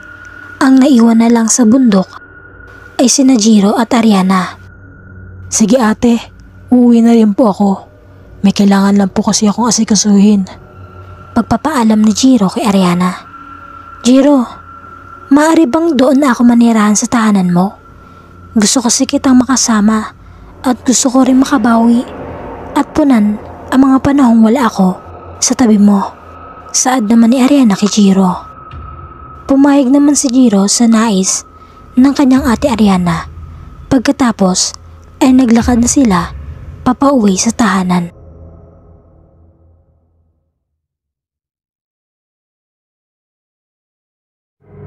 Habang naglalakad sina Jiro at Ariana sa daan, ay nagkukwentuhan at nagtatawanan ng mga ito. Ngunit maya-maya ay natigilan sa paglalakad ng harangin sila ng tatlong lalaki. Sila sina Roy, Brian at Jason, ang mga bumubuli kay Jiro mula pagkabata. Aba naman Jiro, mukhang ang ganda ng chicks na kasama mo ah. Kung wala kayong magawa sa mga buhay nyo, ay umuwi na lang kayo sa mga tahanan ninyo dahil mapapahamak lang kayo.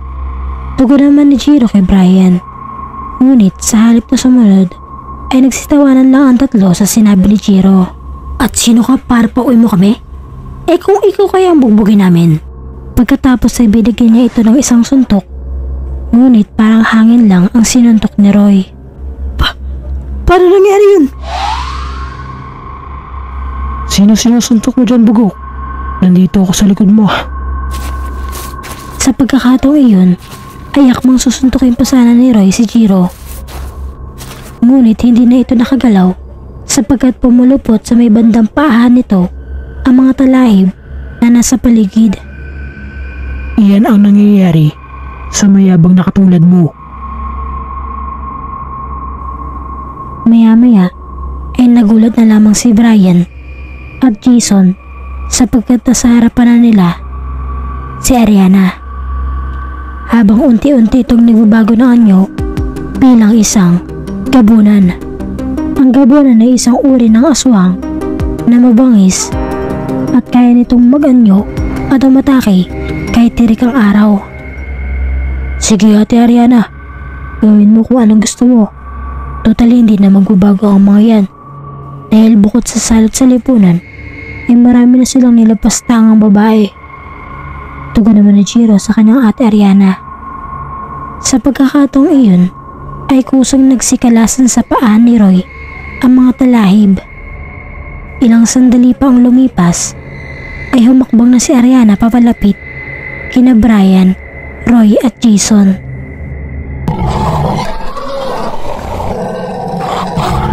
At ilang sandali pang lumipas, ay nagsitakbuhan na ang mga ito dahil sa takot.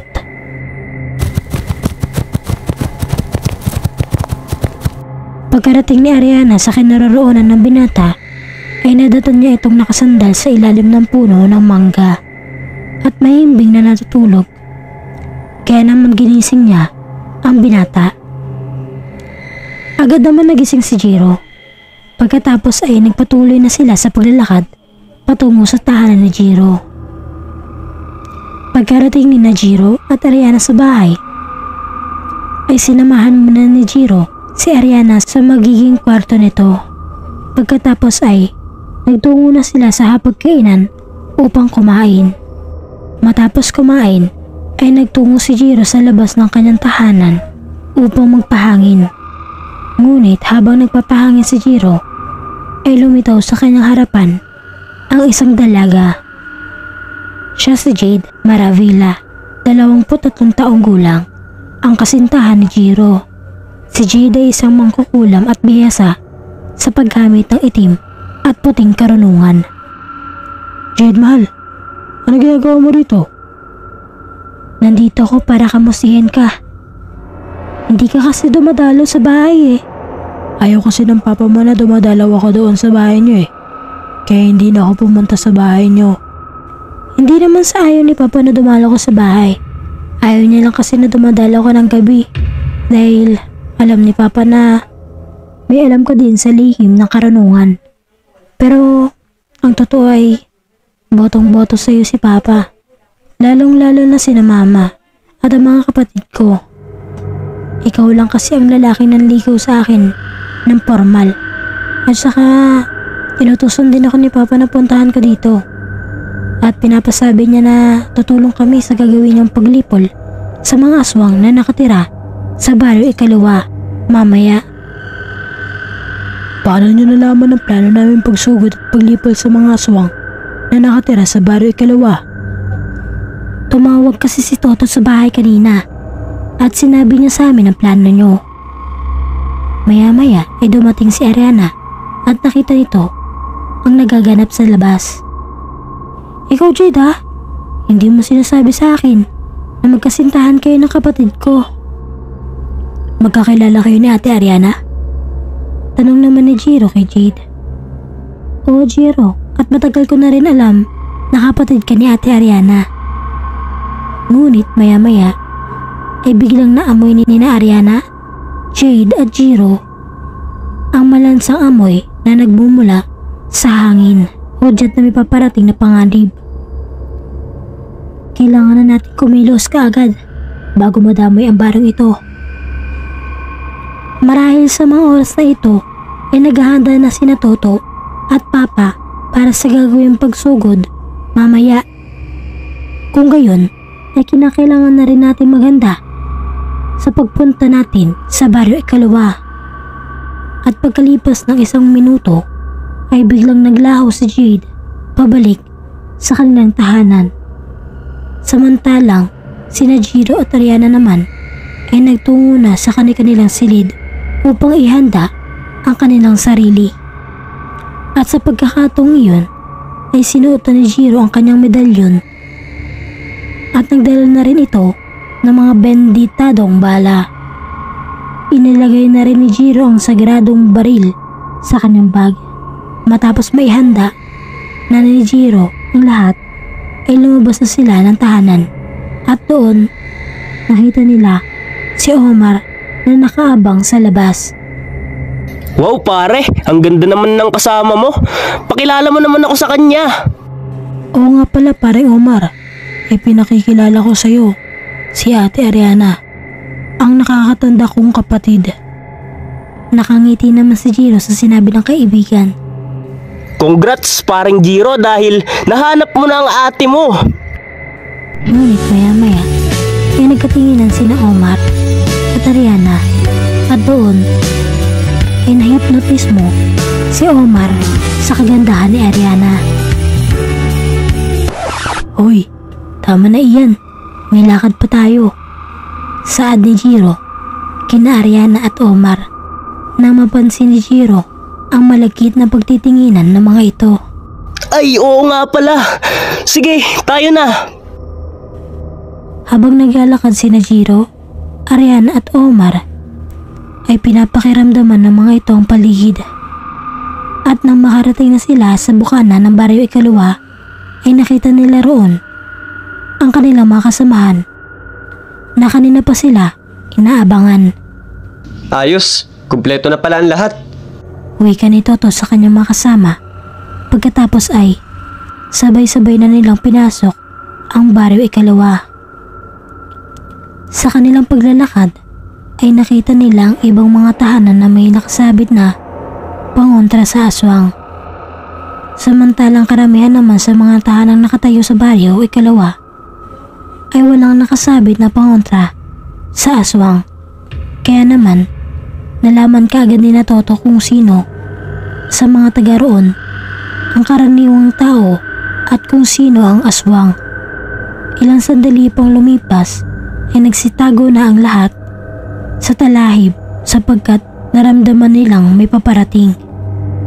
At doon ay nakita nila ang mga misteryosong lalaki na nagmamasid sa paligid. Siguradong babalik pa rito yung tatlong albularyo na pumunta rito kagabi. Wika ng isa sa mga misteryosong lalaki. Kung makakabalik man sila rito, ay hindi na sila makakalabas pa ng buhay sa lugar na ito. Wika ng isang misteryosong lalaki. Pagkatapos ay tumawa ito na nakakaloko.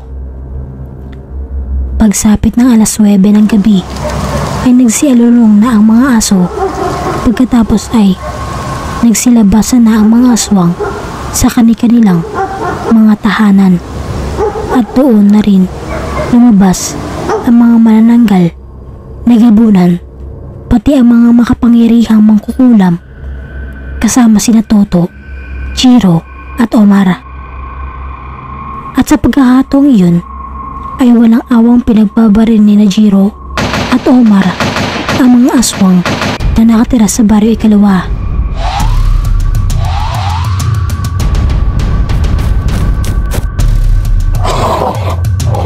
Ngunit sa hindi inaasahang pangyayari at kinagat siya nito sa kaliwang braso, dahilan para manghina si Jiro at bumagsak sa lupa. Naluluha namang nilapitan ni Jade si Jiro at mabilis na pinasan. At mabilis itong naglaho patungo sa kanilang tahanan. Humanda kayong mga aswang kayo. Makikita ninyo ngayon ang hinahanap nyo. Galit na galit na wika ni Omar habang patuloy pa rin ito sa pagbabaril sa mga aswang na nakatira sa baryo ikalawa. Makalipas ang isang oras, nasa gupaan ay tuluyang nalipol na nina Toto at ang kanyang mga kasamahan ang mga masasamang aswang na nakatira sa baryo ikalawa. Naghiyawan naman ang mga karaniwang tao sa sobrang tuwa dahil batid nila na wala ng aswang ang gagambala sa buong baryo ikalawa. Matapos ang matinding labanan sa pagitan ng mga albularyo, mangkukulam, manananggal na gabunan, at ng mga aswang na nakatira sa baryo ikalawa ay nagsilibasan na ang mga tao at dinala nila sa bakanting lote ang bangkay ng mga aswang. Pagkatapos ay sinunog nila ang mga ito. Na mga oras na iyon ay nagpasalamat ang kapitan ng baryo ikalawa kina Toto dahil sa ginawa nilang pagpuksa sa mga aswang na nakatira sa kanilang baryo. Maya-maya ay nagpaalam na sila sa mga taga-baryo ikalawa. Sina Reyna, Anika, Ariana, Toto at Omar naman at ang iba pang mga mangkukulam ay nagtungo na sa tahanan ni na Jade upang kamustahin ang kalagayan ni Jiro. Mga manananggal na kasama ni Reyna, Anika ay nagpaiwan sa baryo upang tingnan kung may natitira pa bang mga aswang sa baryo. Pagkalipas ng kalahating oras ay nagkamali na si Jiro at doon ay napansin niya na naroon siya sa isang maluwag na silid. At nang sinuri niya ang kanyang braso ay napansin niyang wala na ang kanyang sugat na dulot ng aswang na kumagat sa kanyang braso kanina. Teka, paano nangyari ang bagay na iyon? Pagtatakang tanong ni Jiro sa kanyang sarili, sapagkat hindi pa rin siya makapaniwala sa nangyari. Maya-maya ay bumukas ang pinto ng silid at doon ay nakita niya sina Jade, Reyna, Anika at Omar na papalapit sa kanya. Hay, mabuti naman at nagkamali ka na. Masungit na tura ni Jade kay Jiro nang makalapit na ito sa binata. Maya-maya ay binatukan ni Jade si Jiro. Napayuko naman ang binata dahil sa sakit. Aray, bakit ka ba nang babatok? Tanong ni Jiro kay Jade habang hinihimas ito ang kanyang batok. Dapat lang sa'yo yan dahil hindi ka nag-iingat. Alam mo ba yung aswang na nakakagat sa iyo kanina ay nagtataglay ng lason? At kung hindi ka namin naagapan ay pinaglalamayan ka na sana ngayon. Paliwanag ni Jade sa kanyang nobyo. Paring Jiro, sa susunod kasi ay gumamit ka ng proteksyon sa katawan. At saka kung pwede sana pare, wag nang masyadong matigas ang ulo mo para hindi ka napapahamak. At saka huwag mo namang pinag-aalala ng sobra si Miss Jade dahil nawawala ang kagandahan ng jowa mo kapag nag-aalala siya. Hindi naman nakasagot si Jiro sa sinabi ng kaibigan dahil tama naman ang sinabi nito. Ay naku, kahit kailan talaga ay palabiro ka talaga, Omar. Pero tama naman ang sinabi mo. Napapangising tugon naman ni Jade kay Omar. Ngunit maya-maya ay nagulat sina Omar at Jiro na biglang nagkaliwanag ang kanilang medalyon. Senyales na may panganib sa paligid. Ilang sandali pa ang lumipas ay nakarinig sila ng pagaspas ng pakpak. Pagkatapos ay sinundan, iyon ang sigaw ng mga mandirigmang engkanto. Sa pagkakataong iyon ay tumingin sina Reyna Anika at Ariana sa bintana at doon ay nakita nila ang napakaraming wakwak na papasugod sa baryong kanilang kinaroroonan. Naloko na! Mukhang iyan ang mga kamag-anak ng mga aswang na pinaslang natin kanina, wika ni Reyna Anika. Sa pagkakataong iyon, mabilis na nagtungo si Reyna Anika, Jade, Omar at Ariana sa labas upang harapin ang mga wakwak. Mabilis namang bumangon si Jiro sa kanyang kinahihigaan at nag-usal ito ng orasyon o proteksyon sa katawan. Pagkatapos ay sinundan niya ang kanyang mga kasama. Doon ay 2 benditadong baril na ang hawak ni Omar at Jiro dahil napakarami ng wakwak na umaatake sa baryo. Maya-maya ay tinawag na ni Omar ang iba pang mga mandirigmang engkanto, samantalang si Omar naman ay tinawag ang mga kaibigan niyang maligno.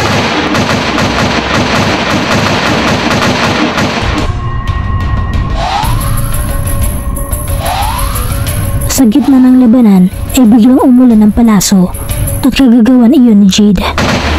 Hoy mga wakwak! Umalis na kayo dito kung ayaw niyong maging barbecue!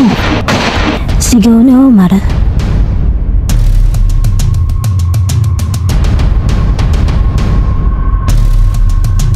Headshot!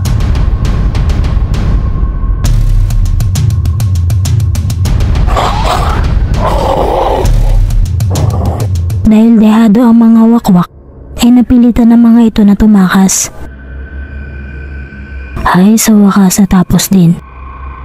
Lumapit naman sina Jade at Ariana at sabay na niyakap ang dalawa. Sinubukang alisin ni Omar ang pagkakayakap sa kanya ni Ariana, ngunit hinigpitan palalo nito ang pagkakayakap niya kay Omar. Ano ba, Miss Ariana? Bakit ba nanyayakap ka? Gusto ko eh. Bakit? May angal ka? Tugon naman ni Ariana kay Omar na may kasamang tanong. Lagot ka, miss. Kakasuhan kita ng illegal hugging with hypnotism dahil nung tinignan mo ko kanina ay nanghihypnotis mo ka. Banat ni Omar kay Ariana. Di gawin mo para makulong ako ng habang buhay sa puso mo. Sa pagkakataong iyon ay hindi na nakaimik si Omar sapagkat tuluyan na siyang tinamaan kay Ariana at tumigil na rin ang binata sa pagpupumiglas. Napangiti na lang si Omar at hindi na umimik pa. Ilang sandali pang lumipas ay kumalas na sina Ariana at Jade sa pagkakayakap sa 2 binata. Pagkatapos ay nagpaalam na sina Reyna Anika, kina Jade, Ariana, Jiro at Omar at bumalik na ito sa kanyang tahanan. Gayon din sina Jiro, Ariana at Omar. Sa kuta ng mga wakwak.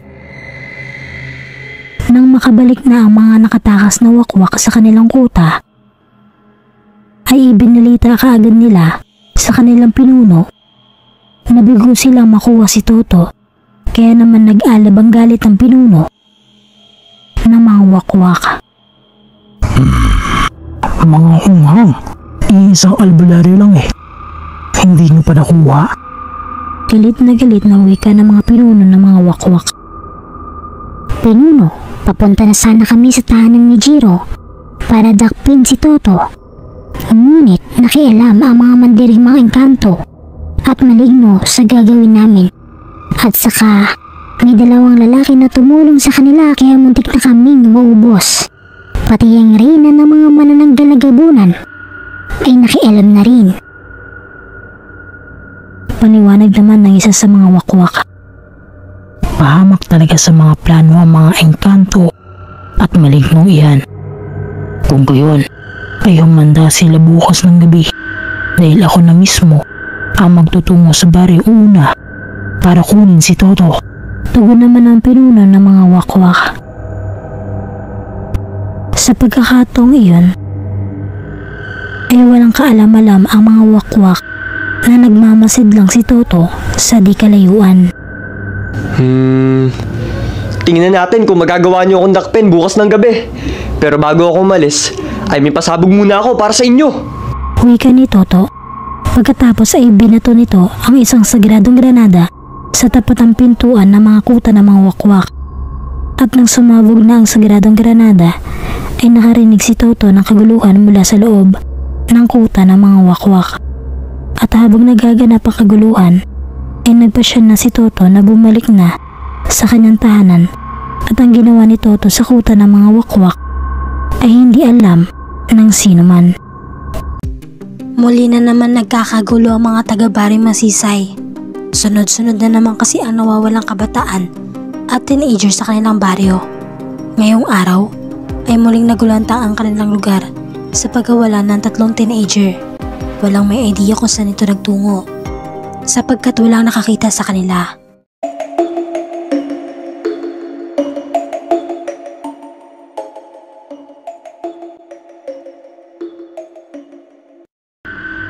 Pumapalaho ng iyak si Alin Tinding, lalo na at nalibutan niya ang buong baryo sa kakahanap kay Nika. Ganon din ang mga magulang ng 2 pang teenager na kasabay na nawala sa anak ni Alin Tinding. Nai-report na nila ito sa pulis pero hindi pa nila ito pwedeng hanapin hanggang hindi pa ito nawawala sa loob ng 24 oras. Tumulong na rin sa paghahanap ang kanilang mga kapitbahay, ngunit tulad ng mga naunang nawawala ay wala rin bakas na natagpuan kung saan sila pwede magsimulang hanapin ito. Masakit na sa balat ang sikat ng araw at nakaramdam na rin ng gutom at uhaw sila Alin Tinding. Napadaan sila sa karinderya ni Mang Lupe kaya doon sila nagtanghalian. Maging ang may-ari ng karinderya ay nagpasya na rin na tulungan sila sa paghahanap. Habang kumakain, napansin ni Alin Tinding si Tonyo na lumabas ng kanyang tindahan. May dala itong itim na malaking supot habang pasan ito sa kaliwang balikat. Inaya ito kumain ni Alin Tinding pero tumanggi ito dahil magtatapon pa umano ito ng basura. Isa sa mga kapitbahay nila ang tumawag kay Tonyo upang mag-order ng 3 kilo ng karne. Bakas sa mukha ni Tonyo ang tuwa at sinabing tamang-tama ang pag-order niya dahil may bago umano itong kinatay na karne. Hindi alam ni Alin Tinding kung bakit bigla na lang siyang kinilabutan habang nakikinig sa usapan nila Tonyo. Pakiwari niya, may ibang kahulugan ang sinabi nito. Kaagad niya iwinaksi niya sa kanyang isipan ang pagdududa. Matagal na nila itong kapitbahay at mabait naman si Tonyo kaya imposible na gagawa ito ng mga kakaiba. Nag-aagaw dilim na nang umuwi sa kanilang tahanan sila Alin Tinding. Laglag ang balikat na umupo siya sa kawayang sofa at umahagulgol. Hindi na niya alam kung saan pahahanapin ang anak. Nangako naman ang mga pulis na tutulong na sila sa paghahanap kinabukasan. Dala ng stress at matinding pagod, hindi na malaya ni Alin Tinding na nakaidlip na siya. Nagising na lang ang Alin nang biglang may kuwalang sa pinto. Alin Tinding, may balita na ho sa nawawala. Sigaw nang nasa labas ng pinto. Napabalikwas ng bangon ang Ale at papungas-pungas na tinungo ang pinto. Napagbuksan niya si Allen na humahangos at ibinalita sa kanya na may natagpo ang mga bangkay sa may ilog. Hindi maiwasang kabahan ang Ale. May halong panginginig pa habang pababa siya ng hagdan. Sa sobrang pagmamadali, nakaligtaan na niya isara ang pinto ng kanyang bahay. Pagdating nila sa ilog, marami ng mga tao ang nagkukumpulan. Medyo nahihirapan pa si Alin Tinding na sumingit dahil sa dami ng mga nakikiusyoso. Halos panawan siya ng ulirat nang makita ang isang nakadapang babae. Nasuot ang damit na anak ni Alin Tinding. Natatandaan ng Ali ang suot ng anak bago ito mawala, kaya kumpirmadong anak niya ang dalaga na nakahandusay at wala nang buhay. Malakas na napahagulgol ang Ali. Ganon din ang iba pang mga magulang ng mga bangkay. Labis ang paghihinagpis ni Tinding. Hindi niya lubos akalain na maglilibing siya ng sariling anak. Sa unang gabi ng lamay, may natagpuan si Tinding na isang maliit na papel.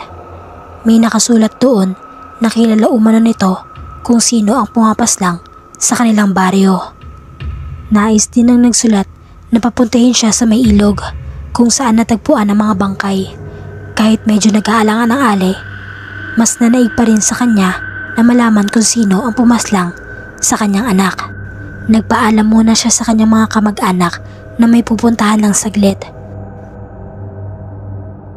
Bago umalis, kinuha niya muna ang nakacharge na flashlight at agarang nagtungo sa ilog. Habang papalapit siya, may naulinigan siyang mga kaluskos mula sa kanyang likuran. Wala naman siyang nakitang tao o hayop na lumingon siya. Bigla na lang nakadama ng di mapaliwanag na takot ang Ali. Pati ang kanyang mga paa ay tila ba ayaw nang magpatuloy. Akmang babalik siya sa bahay niya nang mula sa kanyang likuran ay may tumaman na isang matigas na bagay sa kanyang ulo. Tuluyang nagdilim ang paningin ni Aling Tinding. Nagising ang Ali sa hindi pamilyar na silid. Nagpalingalinga siya, ngunit aandap-andap na liwanag mula sa bumbilya ang kanyang nakita. Sinubukan niyang bumangon, ngunit laking gulat niya na mapagtanto niyang nakasilid siya sa isang sako. Tangi ang ulo niya lang ang nakalitaw. Hindi maintindihan ni Tinding kung ano nangyayari at kung paano siya napunta sa sitwasyong kinasasadlakan niya ngayon. Mariing ipinikit ng Ali ang mga mata nang may marinig siyang mga yabag papalapit. Nagkunwari siyang tulog at pinipilit ang sarili na umayos upang hindi siya mahuli. Iminulot niya ng kaunti ang kanyang mga mata at nakita niya ang isang lalaking nakatalikod habang may kinakatay dahil sa mga nagtilamsikang dugo. Halos di siya makapaniwala na makita kung ano ang pinagkakaabalahan ng lalaki. Isang binata ang kinakatay nito at pinagpuputol-putol ito ng lalaki. Pinigilan ni Tinding ang sarili upang hindi masuka sa nakita. Nanlaki ang kanyang mga mata nang tumagilid ang lalaki. Nang tumagilid ang lalaki at nakilala niya ito. Ito ay si Tonyo. Baka sa mukha ni Tinding ang hindi makapaniwala.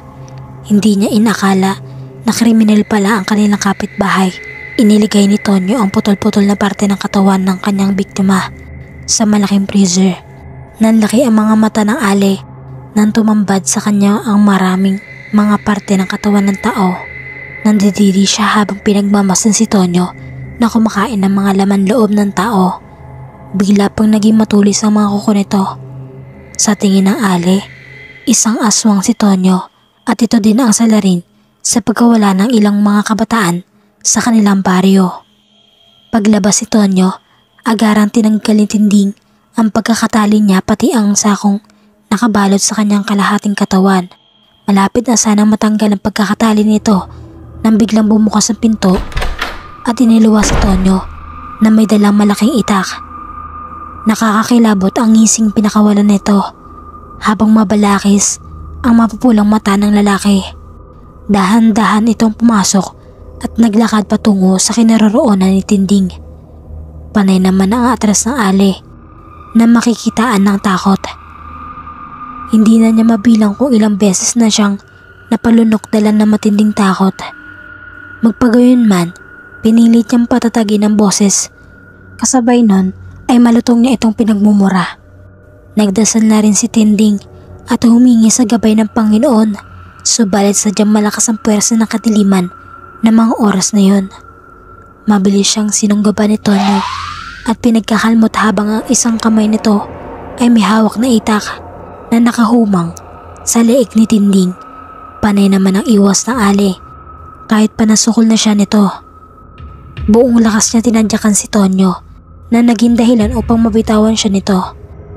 Kahit na medyo may kahinaan na si Tinding, dala ng katandaan, pinilit niya pa rin makalabas nang mabilis sa bahay ni Tonyo.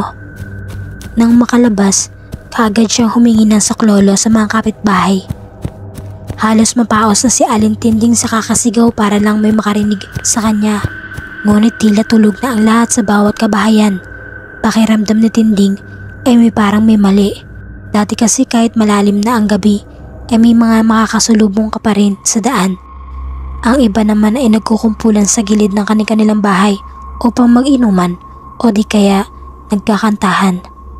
Subalit ngayon kahit alas 10 pa lang ng gabi ay wala nang kahit isang taong makikita sa gilid ng kalsada. Nakasarado na rin ang mga kabahayan, ngunit makikitaan parang ilaw ang loob nito. Nagpatuloy sa pagtakbo ang Ali dahil may kalayuan pa ang kanilang bahay mula sa bahay ni Tonyo. Hindi niya inalintana ang pagod at uhaw. Ang importante sa kanya ng mga oras na yon ay makatakas sa bingit ng kamatayan. Nakadagdag sa kanyang kilabot na nararamdaman ang alulong ng mga aso. Pakiwari niya, naghahatid ito ng babala ng isang nakakilabot na kamatayan. Isang nakakahindik na sigaw sa kalaliman ng gabi ang pumailan lang sa buong baryo. Napakabangis ng anyo ang nasa harapan ng Ali at mababakas na handang-handa itong pumatay. May mga matutulis na mga pangil na tumutulo pa ang malapot nitong laway at may mapupula ding mga mata na matalim ang tingin. Napaatras si Aling Tinding, ngunit alam niyang walang makakarinig sa kanyang sigaw sapagkat tila may bumabalot na itim na mahayka sa kanilang baryo. Mabilis pa sa alas 4 na dinambahan ni Tonyo si Aling Tinding. Walang awang sinakmal na matatalim niyang mga kuko ang kanyang puso ni Tonyo.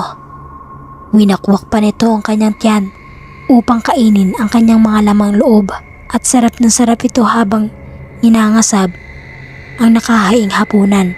Na mabusog ay agad siyang bumalik sa pagiging anyong tao at hinila ang katawan ni Tinding patungo sa bahay niya kung saan nandoon pa ang iba pang nawawalang mga kabataan.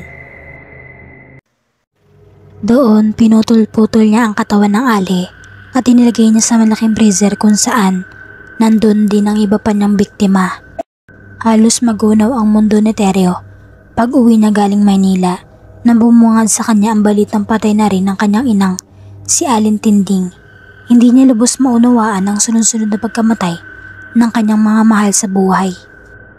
Mahigit 8 taon siyang hindi nakauwi dahil sa trabaho at hindi niya inaasahan na ang pagkawalan ng 2 mahalagang tao ang magpapauwi sa kanya. 2 kabaong ang nasa harapan niya at di niya napigilan ang luhang nais kumawala sa kanyang mga mata. Napag-alaman niyang nakita ang ulo ng kanyang ina sa may ilog kung saan nakita ang katawan ni Nika. Ang ipinagtataka ng mga taga-baryo ay kung bakit ulo lang ni Aling Tinding ang nandoon at wala ang ibang parte ng katawan nito.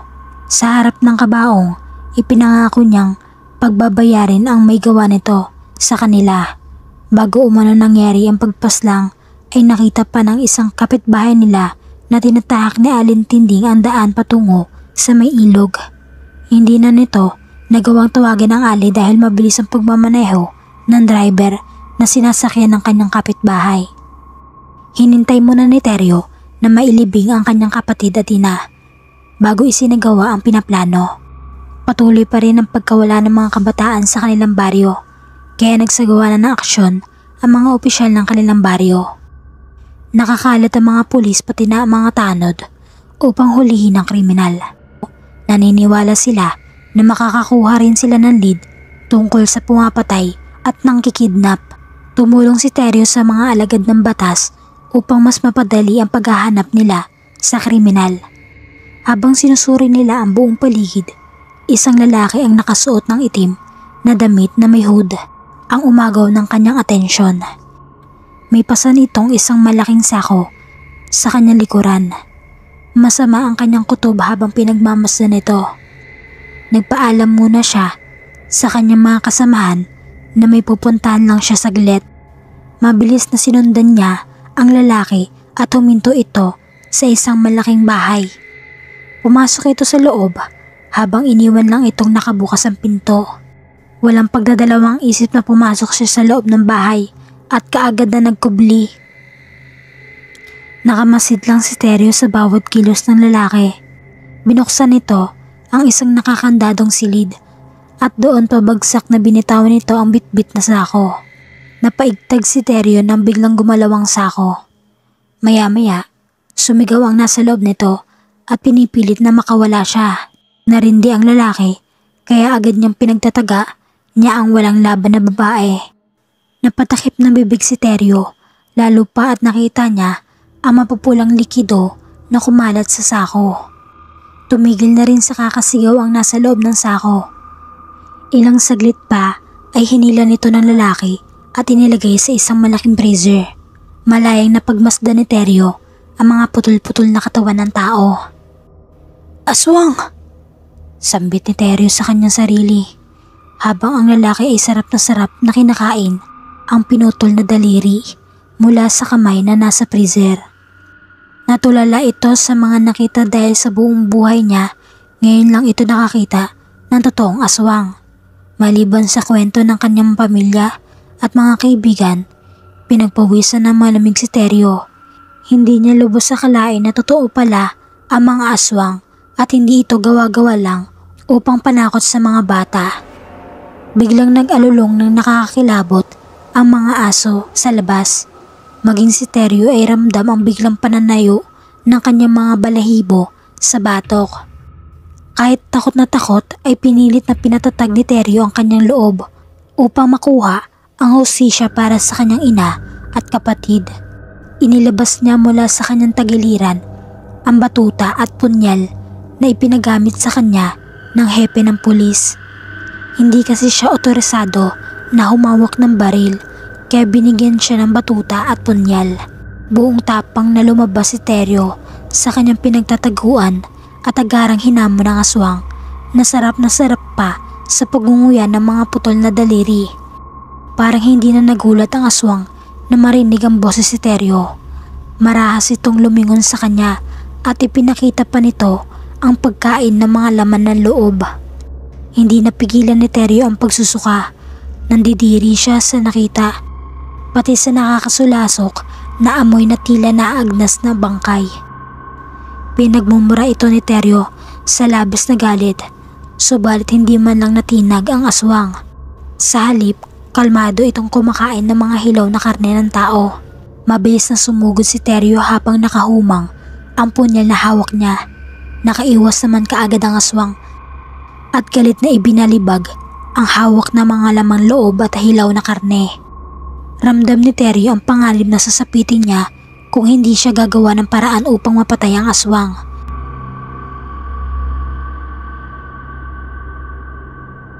Panay ang tulo ng mga malalapot nitong laway. Nawari ay natatakam sa karne na nasa kanyang harapan.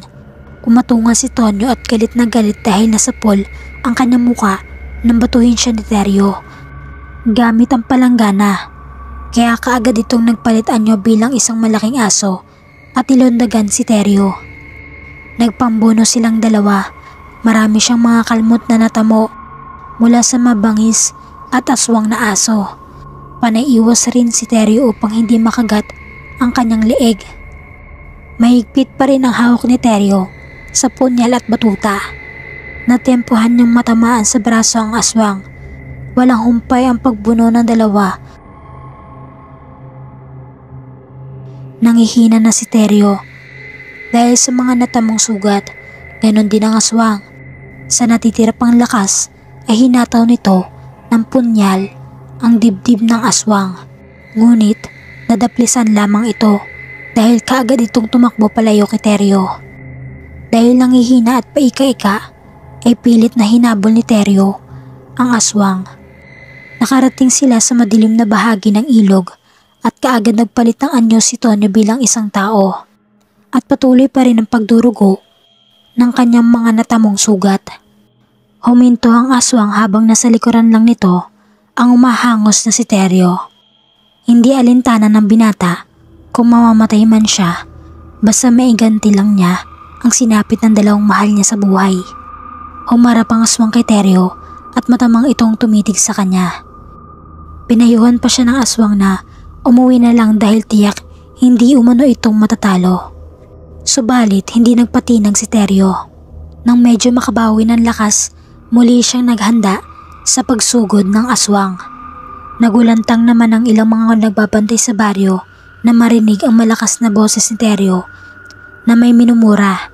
Nagmamadali namang hinanap ng mga tanod at pulis ang pinagmulan ng boses. Samantala, mabilis na muli humaba ang mga kuko at mga pangil ng lalaking nasa harapan ni Teryo at agad na naging aswang muli. Tonyo, ikaw ang aswang. Tonyo, ikaw ang aswang. Tonyo, ikaw ang aswang. Nagtilihang hiyaw ng mga taga-baryo na masaksiyan nila ang pagbabago ng anyo ng kanilang nagtitinda ng karne na kapitbahay. Nag-aalala ang lahat na nakabili ng mga karneng paninda ni Tonyo na baka umano mahawaan sila ng pagiging aswang nito. Labis ang galit ni Tonyo dahil nabulgar na ang itinatago niyang sikreto.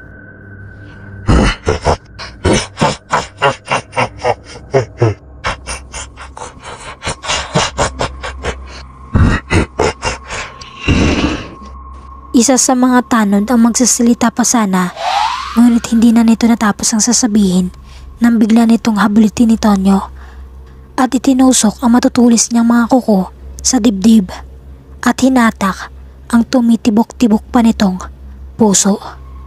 Kinagat nito ang leeg at tinukod pati ang mga laman loob ng tiyan. Napasigawan lahat dahil sa sindak at takot sa mga nasaksihan. Si Teryo naman ang binalingan ni Tonyo na nangihina rin. Akmang sasakmalin nito ang leeg ng binata at butasin ang dibdib nito, ngunit isang sunod-sunod na putok ang kanilang narinig. Natamaan sa may dibdib si Tonyo kaya nakakawag ito, dahilan upang matumba ito sa may batuhan ng ilog. Kaagad na lumapit ang mga pulis kay Tonyo upang tignan kung buhay pa ito. Subalit biglang sinunggaban ni Tonyo ang isa sa mga pulis. Kakagatin sana nito pero kaagad na sumaklolo si Teryo at walang pagdadalawang isip na itinarak niya ang hawak na punyal sa mismong puso ng aswang. Nangisay si Tonyo hanggang sa nawalan ito ng buhay. Pinagtulungan nilang buhatin ng aswang na si Tonyo at dinala sa damuhan. Kumuha sila ng mga panggatong at mga tuyong dahon. Inilagay nila ito sa katawan ni Tonyo at binuhusan ng gasolina ang buo nitong katawan. Agad sumiklab ang apoy at mabilis kumalat ang naturang apoy sa katawan ng aswang na si Medyo nabawasan ang puot na kanilang naramdaman kay Tonyo na makitang tuluyan na itong naging abo. Ikinuwento ni Tonyo sa mga alagad ng batas ang nasaksihan at kung paano niya nalaman na aswang si Tonyo. Maging ang mga pulis ay di makapaniwala nang sabihin ng binata na may mga putol-putol na parte ng katawan sa malaking freezer ni Tonyo. Pinasama siya ng mga pulis patungo sa bahay ng aswang na si Tonyo at doon napagtanto nila na lahat ng sinabi ni Teryo ay totoo. Halos mapuno ang malaking freezer na maraming tinadtad na mga katawan ng tao. Nakita doon ni Teryo ang kaputol na katawan ni Aling Tinding at sa ilang mga nawawalang kabataan. Halos lahat ng mga taga roon ay naghihinagpis sa sinapit ng kani-kanilang pamilya. Pinanatiling lihim ng mga taga-baryo masisay ang nangyari kay Tonyo dahil si Tonyo ay isang dayo lamang sa baryo, masisay, at mahigit 1 taon pa lamang na naninirahan sa kanilang baryo. Nakakatiyak naman ang lahat ng taga-baryo masisay na walang maghahanap dito sapagkat wala itong kamag-anak ayon na rin mismo sa ikinuwento dati ni Tonyo.